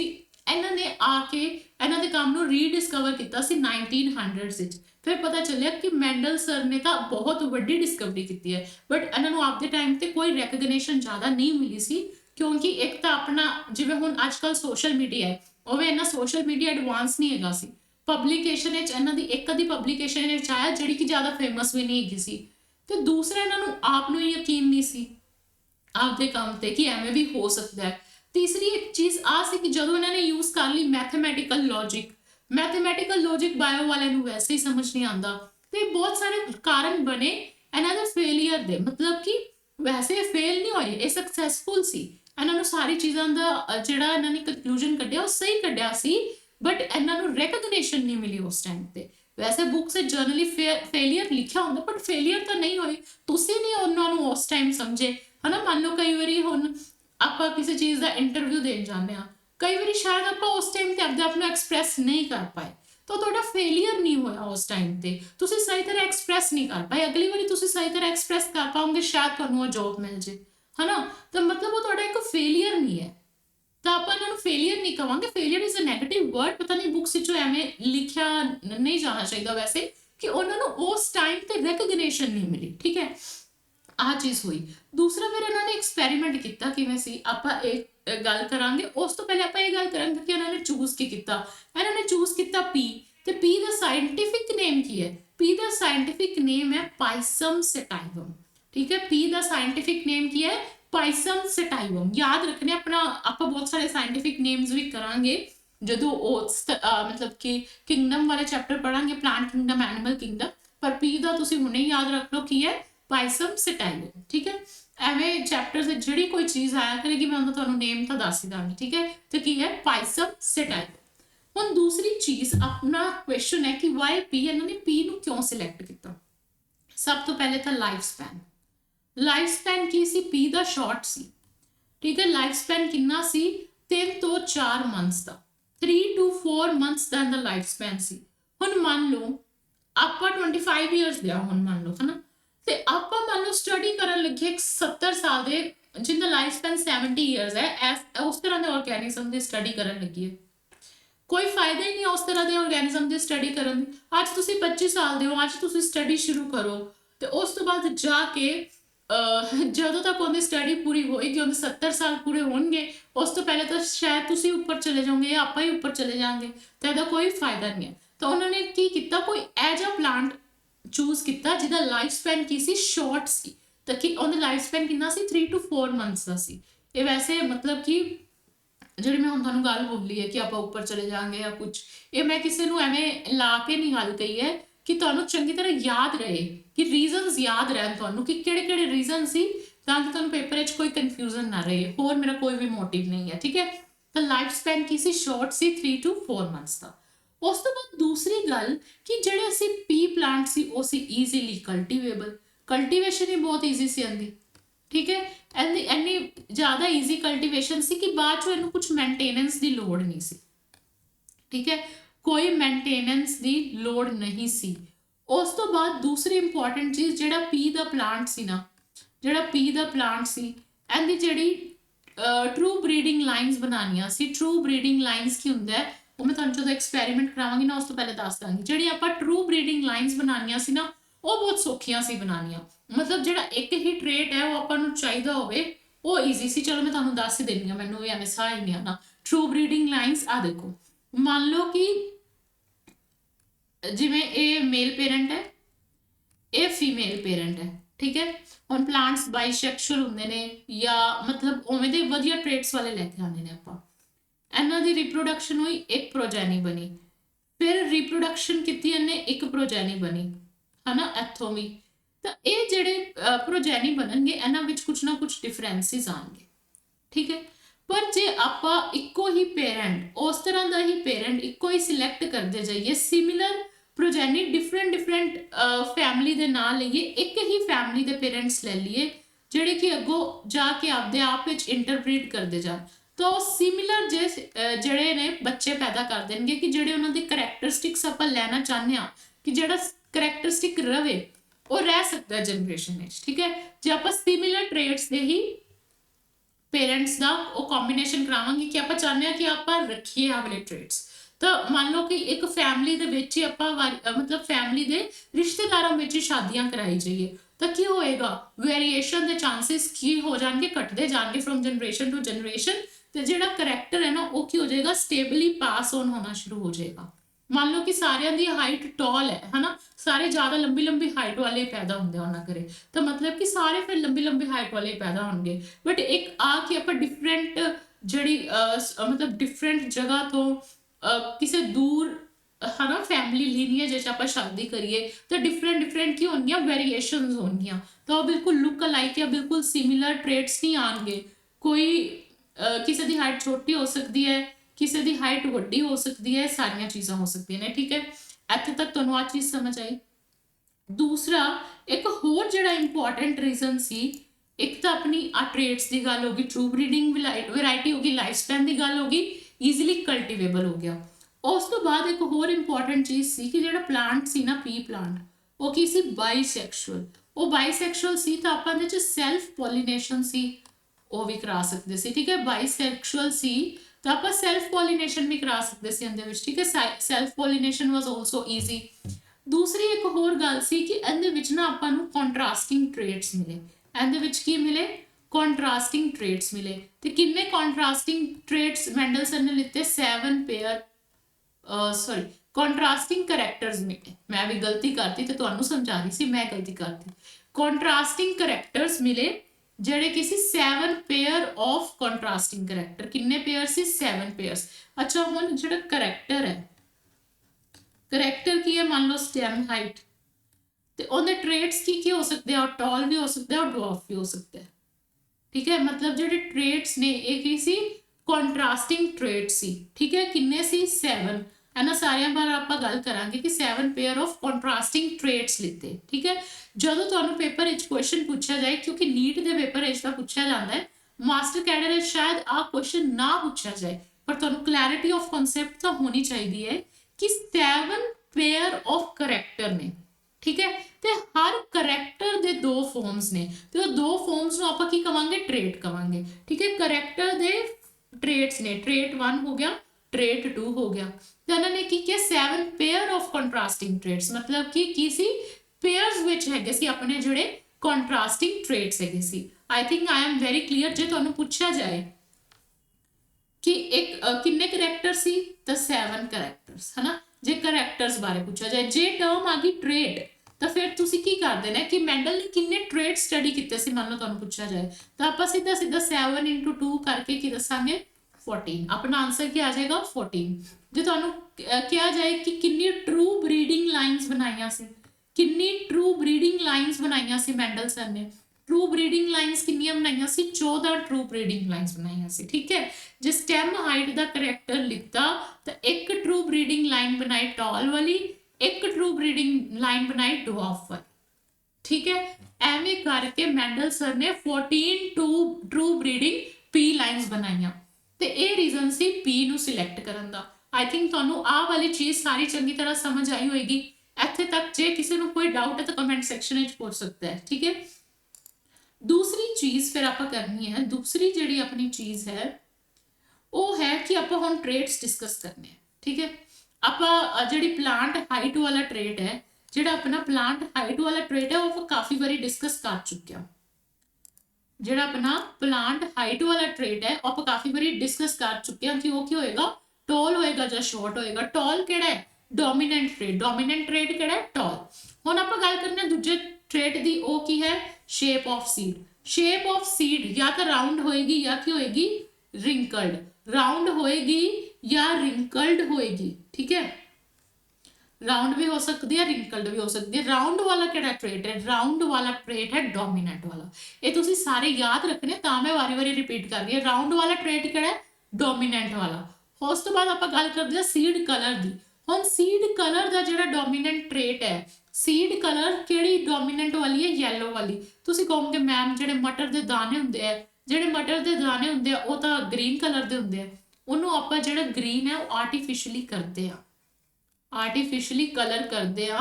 ਕਿਉਂਕਿ ਸਟਾਰਟਿੰਗ ਵਿੱਚ ਲੋਕਾਂ ਨੂੰ ਕੀ ਲੱਗਦਾ ਸੀ ਕਿ ਆ ਮਟਰ ਤਾਂ ਖਰਾਬ ਨਿਕਲ ਗਿਆ, ਕਿਉਂਕਿ ਆਪਾਂ ਨੂੰ ਆਦਤ ਹੈ ਗ੍ਰੀਨ ਗ੍ਰੀਨ ਦੇਖਣ ਦੀ। ਤੁਸੀਂ ਯਾਦ ਰੱਖਣਾ ਕਿ ਕਲਰ ਆਫ ਸੀਡ ਡੋਮੀਨੈਂਟ ਕਿਹੜਾ ਹੋਏਗਾ, ਯੈਲੋ ਵਾਲਾ, ਠੀਕ ਹੈ। ਤੇ ਰਿਸੈਸਿਵ ਕਿਹੜਾ ਹੋਏਗਾ, ਗ੍ਰੀਨ ਵਾਲਾ। ਪਰ ਫਿਰ ਵੀ ਨਾ ਇੱਕ ਆਪਣਾ ਹੋਰ ਇੱਕ ਕਲਰ ਹੈ, ਕਲਰ ਆਫ ਪੋਡ। ਜਦੋਂ ਆਪਾਂ ਮਟਰ ਦਾ ਦਾਣਾ ਛਿਲਦੇ ਹਾਂ ਬਾਹਰੋਂ ਕਿਵੇਂ ਦਾ ਹੁੰਦਾ, ਗ੍ਰੀਨ ਕਲਰ ਦਾ, ਠੀਕ ਹੈ। ਤੇ ਜਿਹੜਾ ਉਹਦਾ ਰਿਸੈਸਿਵ ਵਾਲਾ ਟ੍ਰੇਟ ਹੋਏਗਾ ਉਹ ਯੈਲੋ ਹੋਏਗਾ। ਹੁਣ ਅੱਜ ਤਾਂ ਤੁਹਾਨੂੰ ਆ ਚੀਜ਼ ਯਾਦ ਹੋਊਗੀ, ਪਰ ਬਾਅਦ ਚੋਂ ਕਨਫਿਊਜ਼ਨ ਹੋ ਸਕਦੀ ਹੈ ਕਦੇ ਨਾ ਕਦੇ।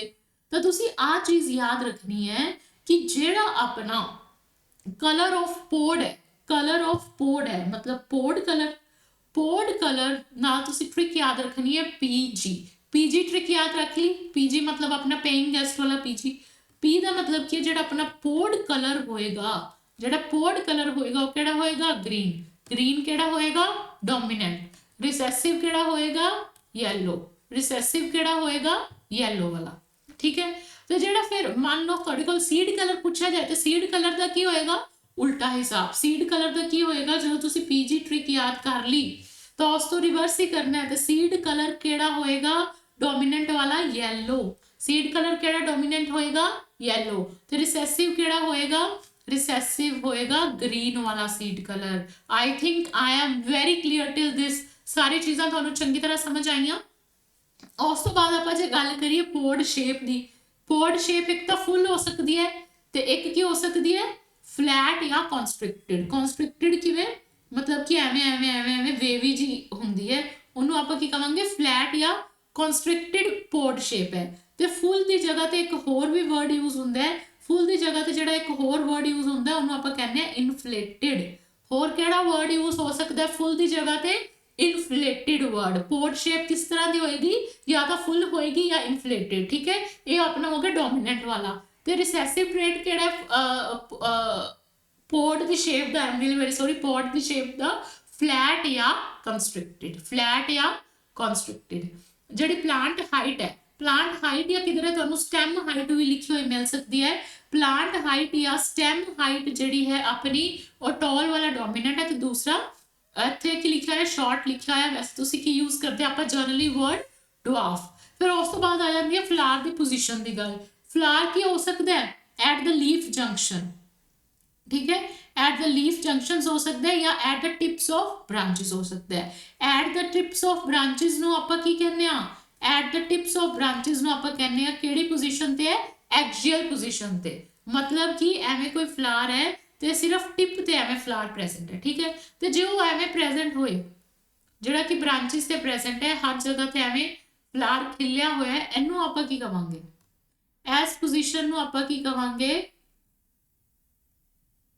ਸੌਰੀ ਮੈਂ ਤੁਹਾਨੂੰ ਗਲਤ ਦੱਸਦਾ, ਐਸ ਪੋਜੀਸ਼ਨ ਨੂੰ ਆਪਾਂ ਕੀ ਕਵਾਂਗੇ, ਐਕਸੀਅਲ। ਇਹ ਕਿਹੜੀ ਪੋਜੀਸ਼ਨ ਹੋਗੀ, axial. I am very sorry for it. ਇਹ ਕਿਹੜੀ ਆਪਣੀ ਪੋਜੀਸ਼ਨ ਹੋਗੀ, ਐਕਸੀਅਲ। ਤੇ ਇਹ ਜਿਹੜੀ ਆਪਣੀ ਪੋਜੀਸ਼ਨ ਸੀ, ਜਿੱਥੇ ਕੀ ਹੈ, ਜਿੱਥੇ ਆਪਣਾ ਪਲਾਂਟ, ਜਿੱਥੇ ਆਪਣਾ ਪਲਾਂਟ ਕੀ ਹੈ, ਇੱਥੇ ਪ੍ਰੈਜ਼ੈਂਟ ਹੈ, ਟਿਪਸ ਤੇ ਪ੍ਰੈਜ਼ੈਂਟ ਹੈ। ਟਿਪ ਵਾਲੀ ਚੀਜ਼ ਨੂੰ ਕੀ ਕਵਾਂਗੇ, ਟਰਮੀਨਲ। ਟਿਪ ਵਾਲੀ ਚੀਜ਼ ਨੂੰ ਕੀ ਆਪਾਂ ਕਵਾਂਗੇ, ਟਰਮੀਨਲ ਕਵਾਂਗੇ, ਠੀਕ ਹੈ। ਇੱਥੇ ਤੱਕ ਤੁਹਾਨੂੰ ਕਰੈਕਟਰ ਸਮਝ ਆਏ। ਉਸ ਤੋਂ ਬਾਅਦ ਜਿਹੜਾ ਆਪਾਂ ਨੂੰ ਫਲਾਰ ਕਿਹੜਾ ਪਸੰਦ ਆਉਂਦਾ, ਜਿਹੜਾ ਖਿੜਿਆ ਖਿੜਿਆ ਫਲਾਰ ਹੋਵੇ, ਹਨਾ, ਤਾਂ ਉਹ ਕਿਹੜਾ ਹੋਏਗਾ, ਡੋਮੀਨੈਂਟ ਵਾਲਾ ਕਰੈਕਟਰ ਕਿਹੜਾ ਹੋਏਗਾ, ਪਰਪਲ। ਕਿਹੜਾ ਡੋਮੀਨੈਂਟ ਹੈ, ਪਰਪਲ ਜਾਂ ਵਾਇਲਟ ਲਿਖਿਆ ਹੋ ਸਕਦਾ ਕਿਧਰੇ। ਪਰਪਲ ਜਾਂ ਵਾਇਲਟ ਵਾਲਾ ਡੋਮੀਨੈਂਟ ਟ੍ਰੇਟ ਹੈ। ਤੇ ਰਿਸੈਸਿਵ ਟ੍ਰੇਟ ਕਿਹੜਾ, ਵਾਈਟ ਵਾਲਾ। ਰਿਸੈਸਿਵ ਟ੍ਰੇਟ ਕਿਹੜਾ, ਵਾਈਟ ਵਾਲਾ। ठीक है। आई थिंक ਤੁਹਾਨੂੰ ਆ ਸਾਰੀ ਚੀਜ਼ਾਂ ਯਾਦ ਹੋ ਗਈਆਂ ਹੋਣਗੀਆਂ। ਜਦੋਂ ਮੈਂ ਤੁਹਾਨੂੰ ਨੋਟਸ ਪ੍ਰੋਵਾਈਡ ਕਰਾਂਗੀ, ਤੁਸੀਂ ਉਹਦੇ ਵਿੱਚ ਜਦੋਂ ਆਪਦੇ ਨੋਟਸ ਬਣਾਓਗੇ ਜਾਂ ਫਿਰ ਕੋਈ ਬੁੱਕ ਪੜ੍ਹੋਗੇ, ਕਿਧਰੇ ਵੀ ਐਵੇਂ ਲਿਖਿਆ ਹੋਇਆ ਫੁੱਲ ਲਿਖਿਆ ਹੋਇਆ ਤਾਂ ਤੁਸੀਂ ਨਾਲ ਇਨਫਲੇਟਡ ਲਿਖ ਲੈਣਾ, ਫਲੈਟ ਜਾਂ ਕੰਸਟ੍ਰਿਕਟਡ ਵੀ ਹੋ ਸਕਦਾ, ਠੀਕ ਹੈ। ਤੇ ਇਹ ਜਿਹੜੀ ਸਾਰੀ ਚੀਜ਼ਾਂ, ਹਾਂ ਇੱਕ ਹੋਰ ਵੀ ਚੀਜ਼ ਹੈ, ਸੀਡ ਦੇ ਸ਼ੇਪ ਵਿੱਚ ਵੀ ਤੁਹਾਨੂੰ ਰਿੰਕਲਡ ਲਿਖਿਆ ਹੋਇਆ ਮਿਲ ਰਿਹਾ ਤੇ ਉੱਪਰ ਰਾਉਂਡ ਲਿਖਿਆ ਹੋਇਆ ਮਿਲ ਰਿਹਾ, ਠੀਕ ਹੈ। ਰਾਉਂਡ ਦੀ ਜਗ੍ਹਾ ਤੁਹਾਨੂੰ ਕਿਧਰੇ ਰਾਉਂਡ ਦੀ ਜਗ੍ਹਾ ਕਿਧਰੇ ਸਮੂਥ ਵੀ ਲਿਖਿਆ ਹੋਇਆ ਮਿਲ ਸਕਦਾ। I don't know what's happening. Round ਦੀ ਜਗ੍ਹਾ ਕਿਧਰੇ ਤੁਹਾਨੂੰ ਸਮੂਥ ਵੀ ਲਿਖਿਆ ਹੋਇਆ ਮਿਲ ਸਕਦਾ ਹੈ। ਤੇ ਇਹ ਤੁਸੀਂ ਚੀਜ਼ ਨੂੰ ਚੰਗੀ ਤਰ੍ਹਾਂ ਯਾਦ ਰੱਖਣਾ ਹੈ ਕਿ ਮੰਨ ਲਓ ਜੇ ਗੱਲ ਉਹਨਾਂ ਨੇ ਕਿਹਾ ਕਿ ਫੁੱਲ ਹੈ ਜਾਂ ਇਨਫਲੇਟਡ ਹੈ ਤਾਂ ਇੱਕੋ ਹੀ ਗੱਲ ਹੈ, ਰਾਉਂਡ ਜਾਂ ਸਮੂਥ ਇੱਕੋ ਹੀ ਗੱਲ ਹੈ, ਠੀਕ ਹੈ। ਰਾਉਂਡ ਦਾ ਆਪੋਜ਼ਿਟ ਜਾਂ ਰਿਸੈਸਿਵ ਪੇਟ ਕਿਹੜਾ ਆਏਗਾ? ਰਿੰਕਲਡ ਵਾਲਾ। ਆਈ think I am very clear. ਜਦੋਂ ਤੁਸੀਂ ਆਪਣੇ ਨੋਟਸ ਬਣਾਓਗੇ ਤਾਂ ਦੋਨਾਂ ਵਰਡਸ ਨੂੰ ਇੰਕਲੂਡ ਕਰ ਲੈਣਾ, ਠੀਕ ਹੈ। ਤੇ ਆ ਤੁਹਾਨੂੰ ਪੀਡੀਐਫ ਮੈਂ ਟੈਲੀਗ੍ਰਾਮ ਚੈਨਲ ਤੇ ਸ਼ੇਅਰ ਕਰਾਂਗੀ, master cadre with rhythm ma'am, ਠੀਕ ਹੈ। दूसरी ਹੁਣ ਆਪਾਂ ਚੀਜ਼ ਪੜ੍ਹਨੀ ਹੈ ਮੈਂਡਲਸਨ ਦਾ ਐਕਸਪੈਰੀਮੈਂਟ ਪੜ੍ਹਨ ਤੋਂ ਪਹਿਲੇ ਕੀ ਚੀਜ਼ ਪੜ੍ਹਨੀ ਹੈ ਕਿ ਗੈਮੀਟਸ ਦਾ ਫਾਰਮੇਸ਼ਨ ਕਿਵੇਂ ਹੁੰਦਾ ਹੈ, ਠੀਕ ਹੈ। ਬੇਸਿਕ ਜਾਂ ਮੰਨ ਲਓ ਕਿ ਆ ਕੀ ਹੈ? ਮੇਲ ਗੈਮੀਟ, ਠੀਕ ਹੈ। ਇਹ ਮੰਨ ਲਓ ਫੀਮੇਲ ਗੈਮੀਟ ਹੈ। ਇਹਨਾਂ ਵਿੱਚ ਕੀ ਹੋਏਗੀ? ਮਿਓਸਿਸ। ਮਿਓਸਿਸ ਨੂੰ ਆਪਾਂ ਹੋਰ ਕੀ ਕਹਿੰਦੇ ਆ? ਰਿਡਕਸ਼ਨਲ ਡਿਵੀਜ਼ਨ। ਮਿਓਸਿਸ ਨੂੰ ਕੀ ਕਹਿੰਦੇ ਆ? ਰਿਡਕਸ਼ਨਲ ਡਿਵੀਜ਼ਨ। ਤੇ ਰਿਡਕਸ਼ਨਲ ਡਿਵੀਜ਼ਨ ਵਿੱਚ ਕੀ ਹੁੰਦਾ ਹੈ? ਰਿਡਕਸ਼ਨਲ ਡਿਵੀਜ਼ਨ ਵਿੱਚ ਮੰਨ ਲਓ ਆਪਾਂ ਹਿਊਮਨ ਦੀ ਗੱਲ ਕਰੀਏ, ਆਪਾਂ ਹਿਊਮਨ ਦੀ ਗੱਲ ਕੀਤੀ, ਠੀਕ ਹੈ। ਕੀ ਹੋਏਗਾ? ਹਿਊਮਨ ਕੋਲ ਕਿੰਨੇ ਕ੍ਰੋਮੋਸੋਮ ਨੇ? 46 ਜਾਂ 23 ਪੇਅਰ। ਇਹਦੇ ਤੋਂ 23 ਕ੍ਰੋਮੋਸੋਮ ਪਾਸ ਹੋਣਗੇ ਫਰੋਮ ਮੇਲ ਪੇਰੈਂਟ ਤੇ ਇਹ ਵੀ ਡਿਵਾਈਡ ਹੋਏਗਾ ਤੇ 23 ਕ੍ਰੋਮੋਸੋਮ ਪਾਸ ਹੋਣਗੇ ਫਰੋਮ ਫੀਮੇਲ ਪੇਰੈਂਟ ਤੇ ਇਹ ਜਾ ਕੇ ਫਿਰ ਕੀ ਬਣਾਏਗਾ?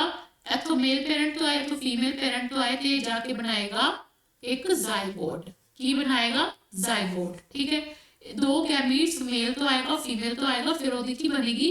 ਪ੍ਰੋਜੈਨੀ ਬਣੇਗੀ। ਔਰ ਮੈਂ ਤੁਹਾਨੂੰ ਸੈਲ ਚੈਪਟਰ ਵਿੱਚ ਇੱਕ ਚੀਜ਼ ਪੜ੍ਹਾਈ ਸੀ, ਕੀ ਯਾਦ ਹੈ? ਟੋਟੀਪੋਟੈਂਸੀ। ਕੀ ਪੜ੍ਹਾਇਆ ਸੀ? ਟੋਟੀਪੋਟੈਂਸੀ। ਟੋਟੀਪੋਟੈਂਸੀ ਕੀ ਸੀ?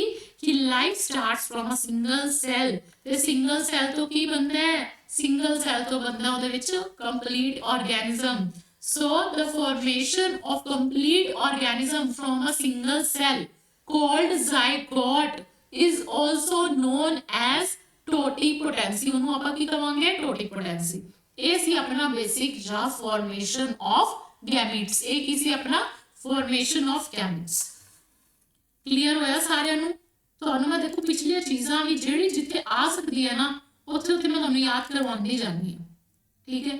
ਹੁਣ ਸਭ ਤੋਂ ਪਹਿਲੇ ਆਪਾਂ ਦੇਖਾਂਗੇ ਕਿ ਜਦੋਂ ਮੈਂਡਲਸਨ ਨੇ ਐਕਸਪੈਰੀਮੈਂਟਸ ਕੀਤੇ ਸੀ ਉਹਨਾਂ ਨੇ ਕਿਸ ਟੈਕਨੀਕ ਦਾ ਯੂਜ਼ ਕੀਤਾ। ਸਭ ਤੋਂ ਪਹਿਲੇ ਉਹਨਾਂ ਨੇ ਲਿੱਤੇ ਮੇਲ ਪੈਰੈਂਟ ਤੇ ਇੱਕ ਫੀਮੇਲ ਪੈਰੈਂਟ, ਜਿਹੜੀਆਂ ਕੀ ਸੀ? ਇੱਕ ਮੇਲ ਪੈਰੈਂਟ ਲਿੱਤਾ ਤੇ ਇੱਕ ਲਿੱਤਾ ਫੀਮੇਲ ਪੈਰੈਂਟ, ਠੀਕ ਹੈ। ਜਿਹੜੀਆਂ ਕੀ ਸੀ? ਦੋਵੇਂ ਦੀ ਦੋਵੇਂ ਟਰੂ ਬਰੀਡਿੰਗ ਵੈਰਾਈਟੀਜ਼। ਫੀਮੇਲ ਤੇ ਮੇਲ ਦੀਆਂ ਲਿੱਤੀਆਂ ਟਰੂ ਬਰੀਡਿੰਗ ਵੈਰਾਈਟੀਜ਼। ਉਹਨਾਂ ਟਰੂ ਬਰੀਡਿੰਗ ਵੈਰਾਈਟੀਜ਼ ਨੂੰ ਬਣਾਇਆ, ਟਰੂ ਬਰੀਡਿੰਗ ਲਾਈਨਸ ਕ੍ਰੀਏਟ ਕੀਤੀਆਂ ਉਹਨਾਂ ਦੀਆਂ। ਉਸ ਤੋਂ ਬਾਅਦ ਉਹਨਾਂ ਦਾ ਟਰੂ ਬਰੀਡਿੰਗ ਵੈਰਾਈਟੀਜ਼ ਦਾ ਕਰਾਇਆ ਕ੍ਰੋਸ। ਟਰੂ ਬਰੀਡਿੰਗ ਵੈਰਾਈਟੀਜ਼ ਦਾ ਜਿਹੜਾ ਕ੍ਰੋਸ ਕਰਕੇ ਬਣਿਆ ਉਹਨੂੰ ਕੀ ਕਿਹਾ ਇਹਨਾਂ ਨੇ? F1 generation. ਫਸਟ ਜਿਹੜਾ ਹਾਈਬ੍ਰਿਡ ਬਣਿਆ ਉਹਨਾਂ ਨੂੰ ਇਹਨਾਂ ਨੇ ਕੀ ਕਿਹਾ? F1 generation. ਫਿਰ ਜਿਹੜੀ F1 ਜਨਰੇਸ਼ਨ ਸੀ, F1 ਜਨਰੇਸ਼ਨ ਵਿੱਚ ਵੀ ਇਹਨਾਂ ਨੇ ਕੀ ਕਰਾਈ? ਹਾਈਬ੍ਰਿਡਾਈਜੇਸ਼ਨ। F1 ਤੇ F1 ਦਾ ਕੀ ਕਰਾਇਆ? ਹਾਈਬ੍ਰਿਡਾਈਜੇਸ਼ਨ। ਤੇ ਇਹਨੂੰ ਆਪਾਂ ਕੀ ਬੋਲਦੇ ਆ? ਸੈਲਫਿੰਗ। ਕੀ ਬੋਲਦੇ ਆ? ਸੈਲਫਿੰਗ। ਜਾਂ ਫਿਰ ਹੋਰ ਕੀ ਬੋਲਦੇ ਆ? ਇਨਬਰੀਡਿੰਗ। ਇਨਬਰੀਡਿੰਗ ਕਰਾਈ ਜਾਂਦੀ ਜਾਂ ਫਿਰ ਹੋਰ ਕੀ ਕਰਾਇਆ? Self pollination. ਕੀ ਕਰਾਇਆ? ਸੈਲਫ ਪੋਲੀਨੇਸ਼ਨ, ਠੀਕ ਹੈ।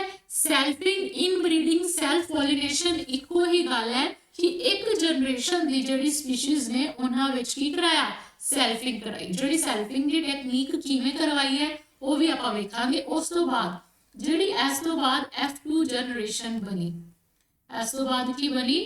F2 ਜਨਰੇਸ਼ਨ ਬਣੀ। ਫਿਰ ਉਹਨੂੰ ਕੀ ਕੀਤਾ ਇਹਨਾਂ ਨੇ? ਐਨਾਲਾਈਜ਼ ਕੀਤਾ, ਠੀਕ ਹੈ।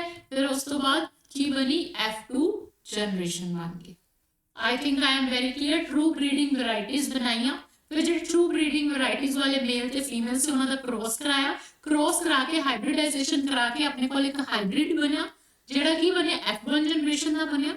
फिर F1 जनरेशन विच जिहड़े वो हाइब्रिड बने उन्हां दी आपस विच की कराती सैल्फिंग कराती या सैल्फ पॉलिनेशन कराती या इनब्रीडिंग कराती मतलब कि एक ही परिवार विच सिमिलर जिहड़े लोग सी जिहड़ा आपां करैक्टर चाहंदे सी ਉਹ ਆਵੇ ਤਾਂ ਕਰਕੇ ਉਹਨਾਂ ਨੇ ਕੀ ਕਰਾਤੀ ਇਨਬਰੀਡਿੰਗ ਕਰਾਤੀ ਤਾਂ ਕਿ ਵੇਰੀਏਸ਼ਨ ਕੀ ਹੋ ਸਕੇ ਰਿਡਿਊਸ ਹੋ ਸਕੇ ਠੀਕ ਹੈ ਇੱਥੇ ਆਪਾਂ ਨੂੰ ਕਰਾਤੀ ਇਹਨਾਂ ਨੇ ਸੈਲਫਿੰਗ ਇਹ ਸੀ ਟੈਕਨੀਕ ਆਫ ਮੈਂਡਲ ਨਾਲ ਉਹਨਾਂ ਨੇ ਜਦੋਂ F1 ਜਨਰੇਸ਼ਨ ਵਿੱਚ F1 ਜਨਰੇਸ਼ਨ ਵਿੱਚ ਮੰਨ ਲਓ ਟੌਲ ਵਾਲਾ ਲਿੱਤਾ ਨਾ ਟੌਲ ਵਾਲਾ ਮੇਲ ਲਿੱਤਾ ਤੇ ਸੌਰੀ F1 ਜਨਰੇਸ਼ਨ ਤੋਂ ਪਹਿਲੇ ਕ੍ਰਾਸ ਕਰਾਉਣ ਤੋਂ ਪਹਿਲੇ ਟੌਲ ਵਾਲਾ ਮੇਲ ਲਿੱਤਾ ਪਿਓਰ ਟੌਲ ਤੇ ਪਿਓਰ ਡਵਾਰਫ ਫੀਮੇਲ ਲਿੱਤੀ ਫਿਰ ਜਿਹੜਾ ਉਹਨਾਂ ਨੇ ਨੈਕਸਟ ਇੱਕ ਹੋਰ ਐਕਸਪੈਰੀਮੈਂਟ ਵੀ ਕੀਤਾ ਉਹਦੇ ਵਿੱਚ ਉਹਨਾਂ ਨੇ ਕੀ ਕੀਤਾ ਕਿ ਜਿਹੜਾ ਡਵਾਰਫ ਵਾਲਾ ਮੇਲ ਲੈ ਲਿਆ ਤੇ ਜਿਹੜੀ ਫੀਮੇਲ ਹੈ ਉਹ ਉਹਨਾਂ ਨੇ ਟੌਲ ਵਾਲੀ ਲੈ ਲਈ ਕਿ ਕਿਧਰੇ ਆ ਕਨਫਿਊਜ਼ਨ ਨਾ ਹੋ ਜੇ ਕਿ ਐਵੇਂ ਜਿਹੜਾ ਮੇਲ ਤੋਂ ਆਉਂਦਾ ਉਹੀ ਐਕਸਪ੍ਰੈਸ ਕਰਦਾ ਹੈ ਜਾਂ ਫੀਮੇਲ ਤੋਂ ਆਉਂਦਾ ਉਹੀ ਐਕਸਪ੍ਰੈਸ ਕਰਦਾ ਹੈ F1 ਜਨਰੇਸ਼ਨ ਵਿੱਚ ਐਵੇਂ ਦੀ ਕੋਈ ਕਨਫਿਊਜ਼ਨ ਨਾ ਹੋਏ ਤਾਂ ਕਰਕੇ ਉਹਨਾਂ ਨੇ ਕੀ ਕੀਤਾ ਰੈਸਿਪਰੋਕਲ ਕ੍ਰੋਸ ਇਹਨੂੰ ਆਪਾਂ ਫਿਰ ਕੀ ਕਹਿ ਦਾਂਗੇ ਰੈਸਿਪਰੋਕਲ ਕ੍ਰੋਸ मतलब पहले तो मेल सी प्योर टॉल वाला फिर मेल केड़ा ले लिया प्योर डवार्फ वाला तो फीमेल केड़ी ले ली प्योर टॉल वाली ठीक है I think I am very clear ये टेक्निक सी मैंडल का एक्सपेरिमेंट करन दी ते मैंडल का एक्सपेरिमेंट किवें होएगा वो भी आपां वेखांगे दूसरी मैं तुहानूं चीज़ दसदी सी कि उन्होंने सैल्फिंग किवें कीती है ना एक बारी इहनूं आपां क्लीयर कर दिया उन्होंने सैल्फिंग किवें कीती या सैल्फ पॉलिनेशन किवें कीती आ देखो मान लो एक प्लांट है ठीक है एक प्लांट है प्लांट के ऊपर जेड़ा पी प्लांट है एक वो की है बाइसेक्शुअल कि मतलब मेल ते जेड़ा फीमेल पार्ट ने वो एक प्लांट ते प्रेजेंट है मेल ते फीमेल पार्ट ने जेड़ा माने कि स्टैमन ते पिस्टल दोवें एक ही पोर्शन ते एक ही प्लांट ते प्रेजेंट ने हुण जेड़ा स्टैमन है उस प्लांट दा उन्होंने की किया जिवें F1 जनरेशन बनाई F1 चाहे दो प्रोजैनी बनी ये एक ये बाइसेक्शुअल है मतलब ये मेल फीमेल दोवें ये भी मेल फीमेल दोवें हुण उन्होंने आ दो प्लांट्स नूं लैके क्रॉस कराना सी F1 जनरेशन दे उन्होंने की किया कि जिहड़ा इहदे विच मेल वाला पार्ट है मेल वाले पार्ट नूं तोड़ता मेल वाले पार्ट नूं रिमूव करता उस रिमूवल ऑफ मेल पार्ट नूं आपां की कहांगे इमैस्क्यूलेशन उहनूं की कहांगे इमैस्क्यूलेशन ਤੇ ਦੂਸਰਾ ਇਹਦੇ ਵਿੱਚ ਕੀ ਕਰਤਾ ਇਹਦੇ ਵਿੱਚ ਮੇਲ ਵਾਲੇ ਪਾਰਟ ਨੂੰ ਆਪਾਂ ਇਹਦੇ ਵਿੱਚੋਂ ਕੱਟਤਾ ਮਤਲਬ ਕਿ ਆਪਣੇ ਕੋਲ ਕੀ ਆਏਗੀ ਰਿਜ਼ਲਟ ਵਿੱਚ ਫੀਮੇਲ ਇੱਧਰ ਕੀ ਕੀਤਾ ਆਪਾਂ ਨੂੰ ਹੁਣ ਮੇਲ ਵਾਲਾ ਪਾਰਟ ਚਾਹੀਦਾ ਇਹਨਾਂ ਨੇ ਕੀ ਕੀਤਾ ਜਿਹੜਾ ਫੀਮੇਲ ਹੈ ਫੀਮੇਲ ਦੇ ਜਿਹੜੇ ਪੋਲਨ ਨੇ ਜਿਹੜੇ ਪਿਸਟਲ ਨੇ ਉਹ ਰਿਸੀਵ ਕਰਨਗੇ ਪੋਲਨ ਗ੍ਰੇਨਸ ਨੂੰ ਤੇ ਫੀਮੇਲ ਦੇ ਪੋਰਸ਼ਨ ਨੂੰ ਕੀ ਕੀਤਾ ਫੀਮੇਲ ਦੇ ਪੋਰਸ਼ਨ ਨੂੰ ਉਹਨਾਂ ਨੇ ਕਰਤਾ ਕਵਰ ਬੈਗਸ ਦੇ ਨਾਲ बैग्स के नाल जो कवर किया तो उन्होंने आपां की किया बैगिंग उन्होंने आपां की किया बैगिंग ठीक है एंथर नूं या मेल नूं काटे दिता उन्होंने आपां किया उन्होंने आपां की किया इमैस्क्यूलेशन कटिंग नूं ते इहनूं आपां की किया बैगिंग जिहड़ा उन्होंने कवर करता ठीक है ताकि दूसरे प्लांट्स दे पोलन उहदे ते आके ना गिरन जिहड़ा मेल होएगा उहदे ते आके उहदे फीमेल ते ना गिरन पोलन ग्रेन्स तो फिर उस तो बाद जदों एक ट्रू फीमेल बन गई एक आ ट्रू फीमेल बन गई ਇਹਦੇ ਵਿੱਚੋਂ ਇਮੈਸਕੂਲੇਟ ਕਰਤਾ ਆਪਾਂ ਸਟੈਮਨ ਨੂੰ ਤੇ ਇਹਦੇ ਵਿੱਚ ਫੀਮੇਲ ਨੂੰ ਕਵਰ ਕਰਤਾ ਫਿਰ ਮੈਂਡਲਸਨ ਨੇ ਦੀ ਹਾਈਬ੍ਰਿਡਾਈਜੇਸ਼ਨ ਕਰਾਈ ਫਿਰ ਕੀ ਕਰਾਈ ਹਾਈਬ੍ਰਿਡਾਈਜੇਸ਼ਨ ਤੇ ਫਿਰ ਕੋਈ ਪ੍ਰੋਜੈਨੀ ਬਣੀ ਫਿਰ ਕੀ ਬਣੀ ਕੋਈ ਪ੍ਰੋਜੈਨੀ ਬਣੀ ਠੀਕ ਹੈ ਇਹ ਪਿਓਰ ਵੈਰਾਈਟੀ ਰਹਿ ਸਕੇ ਸੈਲਫ ਪੋਲੀਨੇਸ਼ਨ ਕਰਾਈ ਜਾ ਸਕਦੀ ਸੀ ਤਾਂ ਕਰਕੇ ਹੀ ਮੈਂਡਲ ਨੇ ਇਹਨੂੰ ਚੂਜ਼ ਕੀਤਾ ਸੀ ਆਈ ਥਿੰਕ ਹੁਣ ਤੁਹਾਨੂੰ ਇੱਥੇ ਤੱਕ ਟੈਕਨੀਕ ਚੰਗੀ ਤਰ੍ਹਾਂ ਸਮਝ ਆ ਗਈ ਹੋਏਗੀ ਠੀਕ ਹੈ ਹੁਣ ਆਪਾਂ ਕਰਦੇ ਹਾਂ ਅਗਲੀ ਚੀਜ਼ ਆਪਾਂ ਕੀ ਕਰਨੀ ਹੈ ਅਗਲੀ ਚੀਜ਼ ਹੁਣ ਆਪਾਂ ਕਰਨਾ ਹੈ ਕ੍ਰੋਸ ਮੋਨੋ ਹਾਈਬ੍ਰਿਡ ਕ੍ਰੋਸ ਕਰਾਂਗੇ ਸਭ ਤੋਂ ਪਹਿਲੇ ਮੈਂਡਲਸਨ ਨੇ ਜਿਹੜਾ ਮੋਨੋ ਹਾਈਬ੍ਰਿਡ ਕ੍ਰੋਸ ਕੀਤਾ ਸੀ ਉਹ ਕਿਵੇਂ ਕੀਤਾ ਸੀ मैं सोच रही हूँ कि अब मोनो हाइब्रिड क्रॉस हम कल कर लिए है ना मोनो हाइब्रिड क्रॉस की बेसिक सी डेफिनेशन मैं तुहानूं दस दिंदी हाँ कल आप मोनो हाइब्रिड क्रॉस तो शुरू करांगे ठीक है मोनो हाइब्रिड क्रॉस की है मोनो हाइब्रिड क्रॉस में आप एक चीज़ की कहने इनहेरिटेंस ऑफ वन जीन ठीक है इनहेरिटेंस ऑफ वन जीन या मतलब जेड़ा आप एक ही करैक्टर नूं लवांगे keeping all other characters same keeping up Mendelson ने तो 7 करैक्टर्स लिते सी ते 14 ट्रेट्स लिते सी ठीक है keeping all other character same, एक ही करैक्टर्स की आप स्टडी करने, keeping all other characters same but study only one character, but study only one character. ਇਹਨੂੰ ਆਪਾਂ ਕੀ ਕਹਿੰਦੇ ਆ, ਮੋਨੋ ਹਾਈਬ੍ਰਿਡ ਕ੍ਰੋਸ ਕਹਿੰਦੇ ਆ। ਤੇ ਜਿਹੜਾ ਮੋਨੋ ਹਾਈਬ੍ਰਿਡ ਕ੍ਰੋਸ ਹੈ, ਹੁਣ ਆਪਾਂ ਕੱਲ ਦੀ ਕਲਾਸ ਵਿੱਚ ਪੜਾਂਗੇ। ਇੱਥੇ ਤੱਕ ਜੇ ਟਰਮਸ ਵਿੱਚ ਕਿਸੇ ਨੂੰ ਕੋਈ ਡਾਊਟ ਹੋਏ ਤਾਂ ਮੈਨੂੰ ਕਮੈਂਟ ਸੈਕਸ਼ਨ ਵਿੱਚ ਜ਼ਰੂਰ ਦੱਸਣਾ। ਕੱਲ ਹੀ ਮਤਲਬ ਪਰਸੋਂ ਨੂੰ ਹੋਣਾ ਆਏਗੀ ਥਿਊਰੀ ਦੀ ਕਲਾਸ, ਤੇ ਇੱਥੋਂ ਤੱਕ ਜੇ ਕਿਸੇ ਨੂੰ ਕੋਈ ਵੀ ਡਾਊਟ ਹੈ ਤਾਂ ਜ਼ਰੂਰ ਕਰਨਾ, ਠੀਕ ਹੈ। ਮੈਨੂੰ ਕਮੈਂਟ ਸੈਕਸ਼ਨ ਵਿੱਚ ਮੰਡੇ ਨੂੰ ਹੁਣ ਤੁਹਾਡੀ ਕਲਾਸ ਹੋਏਗੀ ਜੈਨੇਟਿਕਸ ਦੀ ਸੈਕਿੰਡ ਵਾਲੀ। ਆਈ ਥਿੰਕ ਤੁਹਾਨੂੰ ਸਾਰੀ ਚੀਜ਼ਾਂ ਚੰਗੀ ਤਰ੍ਹਾਂ ਕਲੀਅਰ ਹੋਈਆਂ ਹੋਣਗੀਆਂ। ਕੋਈ ਵੀ ਜੇ ਤੁਹਾਨੂੰ ਚੀਜ਼ ਵਿੱਚ ਡਾਊਟ ਹੈ ਤਾਂ ਤੁਸੀਂ ਮੈਨੂੰ ਪੁੱਛ ਲੈਣਾ। ਤੇ ਦੂਸਰੀ ਇੱਕ ਆਪਣੀ ਹੋਰ ਇੰਪੋਰਟੈਂਟ ਗੱਲ ਕਿ ਤੁਸੀਂ ਪਲੀਜ਼ ਚੈਨਲ ਨੂੰ ਸਬਸਕ੍ਰਾਈਬ ਕਰੋ, ਇਹਨੂੰ ਸ਼ੇਅਰ ਕਰੋ ਤਾਂ ਕਿ ਜ਼ਿਆਦਾ ਤੋਂ ਜ਼ਿਆਦਾ ਲੋਕ ਇਹਨੂੰ ਪੜ੍ਹ ਸਕਣ, ਠੀਕ ਹੈ। ਤੇ that's it for today, thank you so much. ਤੇ ਜਿਹੜੇ ਵੀ ਸਾਰੇ ਜਿਹੜੇ ਮਾਸਟਰ ਕੈਡਰ ਦੀ ਤਿਆਰੀ ਕਰ ਰਹੇ ਨੇ, ਤੁਹਾਡੇ ਨੋਨ ਵਿੱਚ ਹੈਗੇ ਨੇ, ਉਹਨਾਂ ਨੂੰ ਮੇਰਾ ਟੈਲੀਗ੍ਰਾਮ ਦਾ ਚੈਨਲ ਵੀ ਦੱਸ ਦਿਓ। ਦੂਸਰਾ ਇਹ ਵੀ ਦੱਸ ਦਿਓ ਕਿ ਆਪਾਂ ਇੱਥੇ ਬਾਇਓਲੋਜੀ ਤੇ ਕੈਮਿਸਟਰੀ ਦੋਨਾਂ ਦੀ ਕੰਪਲੀਟ ਤਿਆਰੀ ਕਰ ਰਹੇ ਹਾਂ ਮਾਸਟਰ ਕੈਡਰ ਵਾਸਤੇ। ਪਲੀਜ਼ ਮੇਰੇ ਚੈਨਲ ਨੂੰ ਸ਼ੇਅਰ ਕਰੋ ਜ਼ਿਆਦਾ ਤੋਂ ਜ਼ਿਆਦਾ, ਤੇ ਚੈਨਲ ਨੂੰ ਲਾਈਕ ਕਰੋ ਤੇ ਸਬਸਕ੍ਰਾਈਬ ਵੀ ਕਰੋ। ਤੇ ਹੁਣੇ ਮੈਂ ਤੁਹਾਨੂੰ ਟੈਲੀਗ੍ਰਾਮ ਵਿੱਚ ਪਾ ਕੇ ਦੇ ਦਾਂਗੀ PDF, ਐਸ ਪੂਰੀ PDF ਮਿਲ ਜੇਗੀ। ਕੋਈ ਨਹੀਂ, ਮੋਨੋ ਹਾਈਬ੍ਰਿਡ ਕ੍ਰੋਸ ਤੇ ਉਹ ਸਾਰਾ ਮੈਂ ਤੁਹਾਨੂੰ ਲਿਖ ਕੇ ਹੀ ਪੜਾਉਣਾ ਸੀ, ਤੇ ਉਹ ਆਪਾਂ ਨੈਕਸਟ ਸੈਸ਼ਨ ਵਿੱਚ ਲਵਾਂਗੇ ਚੰਗੀ ਤਰ੍ਹਾਂ। ਕਿਉਂਕਿ ਮੈਨੂੰ ਲੱਗਦਾ ਹੈ ਕਿ ਜਦੋਂ ਮੈਂ ਮੋਨੋ ਹਾਈਬ੍ਰਿਡ ਕ੍ਰੋਸ ਪੜ੍ਹਾਉਣਾ ਸ਼ੁਰੂ ਕੀਤਾ ਨਾ, ਮੈਨੂੰ ਲੱਗਦਾ ਮੈਂ ਘੰਟਾ ਉਹਦੇ ਤੇ ਹੀ ਲਾਵਾਂਗੀ। So that's it for today, thank you so much. ਤੇ ਆਪਾਂ ਮਿਲਦੇ ਹਾਂ ਫਿਰ ਅਗਲੀ ਕਲਾਸ 'ਚ। ਤੇ ਤੁਹਾਡੇ ਜਿਹੜੇ MCQs ਦੇ ਸੈਸ਼ਨ ਹੋਣਗੇ ਉਹ ਵੀ ਰਹਿਣਗੇ, ਠੀਕ ਹੈ। MCQs ਆਪਾਂ ਕਰਾਣੇ ਆ, ਪਰ ਹੁਣ ਮੈਂ ਡਿਸੀਜਨ ਲਿੱਤਾ ਕਿ ਮਿਕਸ MCQs ਕਰਾਇਆ ਕਰਾਂਗੇ। ਇੱਕ ਪਾਰਟਿਕੂਲਰ ਚੈਪਟਰ ਦੇ ਨਹੀਂ ਕਰਾਣੇ, ਮਿਕਸ MCQs ਕਰਾਇਆ ਕਰਾਂਗੇ। ਤੇ ਕੱਲ ਹੁੰਦਾ ਲੈਕਚਰ 3 ਆਏਗਾ ਸਿੰਪਲ ਦਾ ਸੀਰੀਜ਼ ਵਿੱਚ। ਕੱਲ ਭਾਵੇਂ ਸੰਡੇ ਹੈ ਬਟ ਆਪਾਂ ਲੈਕਚਰ ਜ਼ਰੂਰ ਲਗਾਣਾ ਹੈ। ਹਰ ਰੋਜ਼ ਆਪਾਂ 20 ਕੁਐਸਚਨ 20 MCQs ਸੋਲਵ ਕਰਿਆ ਕਰਨੇ ਆ ਉਹਦੇ ਵਿੱਚ, ਠੀਕ ਹੈ। ਡਿਫਰੈਂਟ ਚੈਪਟਰਸ ਤੇ, ਭਾਵੇਂ ਬੋਟਨੀ ਹੋ ਜਾਏ ਭਾਵੇਂ ਜ਼ੂਲੌਜੀ ਹੋ ਜਾਏ, ਠੀਕ ਹੈ। ਤੇ ਇੱਕ ਤੁਹਾਡੇ ਵਾਸਤੇ ਸਰਪ੍ਰਾਈਜ਼ ਹੈਗਾ, ਉਹ ਮੈਂ ਤੁਹਾਨੂੰ ਨੈਕਸਟ ਵੀਕ ਤੱਕ ਰਿਵੀਲ ਕਰਾਂਗੀ, ਠੀਕ ਹੈ। ਜਿਹੜਾ ਸਰਪ੍ਰਾਈਜ਼ ਹੈ ਉਹ ਵੀ ਕਾਇਮ ਹੈ, ਬਣਿਆ ਹੋਇਆ, ਉਹਦੀ ਮੈਂ ਤਿਆਰੀ ਕਰ ਰਹੀ ਹਾਂ ਤਾਂ ਕਿ ਤੁਹਾਡੀ ਜਿਹੜੀ ਪ੍ਰੈਪਰੇਸ਼ਨ ਹੈ ਉਹ ਹੋਰ ਚੰਗੀ ਤਰ੍ਹਾਂ ਹੋ ਸਕੇ। ਤੁਹਾਡਾ ਜਿਹੜਾ ਸਟੱਡੀ ਮਟੀਰੀਅਲ ਹੈ ਉਹਦੇ ਵਾਸਤੇ ਟੈਲੀਗ੍ਰਾਮ ਚੈਨਲ ਜੁਆਇਨ ਕਰ ਲਓ, master Cadre Science by Ridham ma'am. ਉਹਦਾ ਲਿੰਕ ਮੈਂ ਤੁਹਾਨੂੰ ਕਮੈਂਟ ਸੈਕਸ਼ਨ ਵਿੱਚ ਪ੍ਰੋਵਾਈਡ ਕਰ ਦਾਂਗੀ। ਤੇ ਚੈਨਲ ਨੂੰ ਪਲੀਜ਼ ਜ਼ਰੂਰ ਸ਼ੇਅਰ ਕਰੋ ਤਾਂ ਕਿ ਮੈਂ ਤੁਹਾਡੀ ਲਾਈਵ ਕਲਾਸਿਸ ਲੈਣ ਵਾਲੀ ਬਣਾ, ਤਾਂ ਕਿ ਆਪਾਂ ਇੰਟਰੈਕਟ ਕਰ ਸਕੀਏ ਤੇ ਨਾਲ ਦੀ ਨਾਲ ਤੁਹਾਡੀ ਜਿਹੜੀ ਡਾਊਟ ਸੋਲਵਿੰਗ ਹੈ ਉਹ ਹੋ ਸਕੇ। So thank you so much ਅੱਜ ਦੇ ਸੈਸ਼ਨ ਲਈ। ਤੇ ਆਈ ਹੋਪ ਤੁਹਾਨੂੰ ਸਾਰੀ ਚੀਜ਼ਾਂ ਚੰਗੀ ਤਰ੍ਹਾਂ ਸਮਝ ਆਈਆਂ ਹੋਣਗੀਆਂ।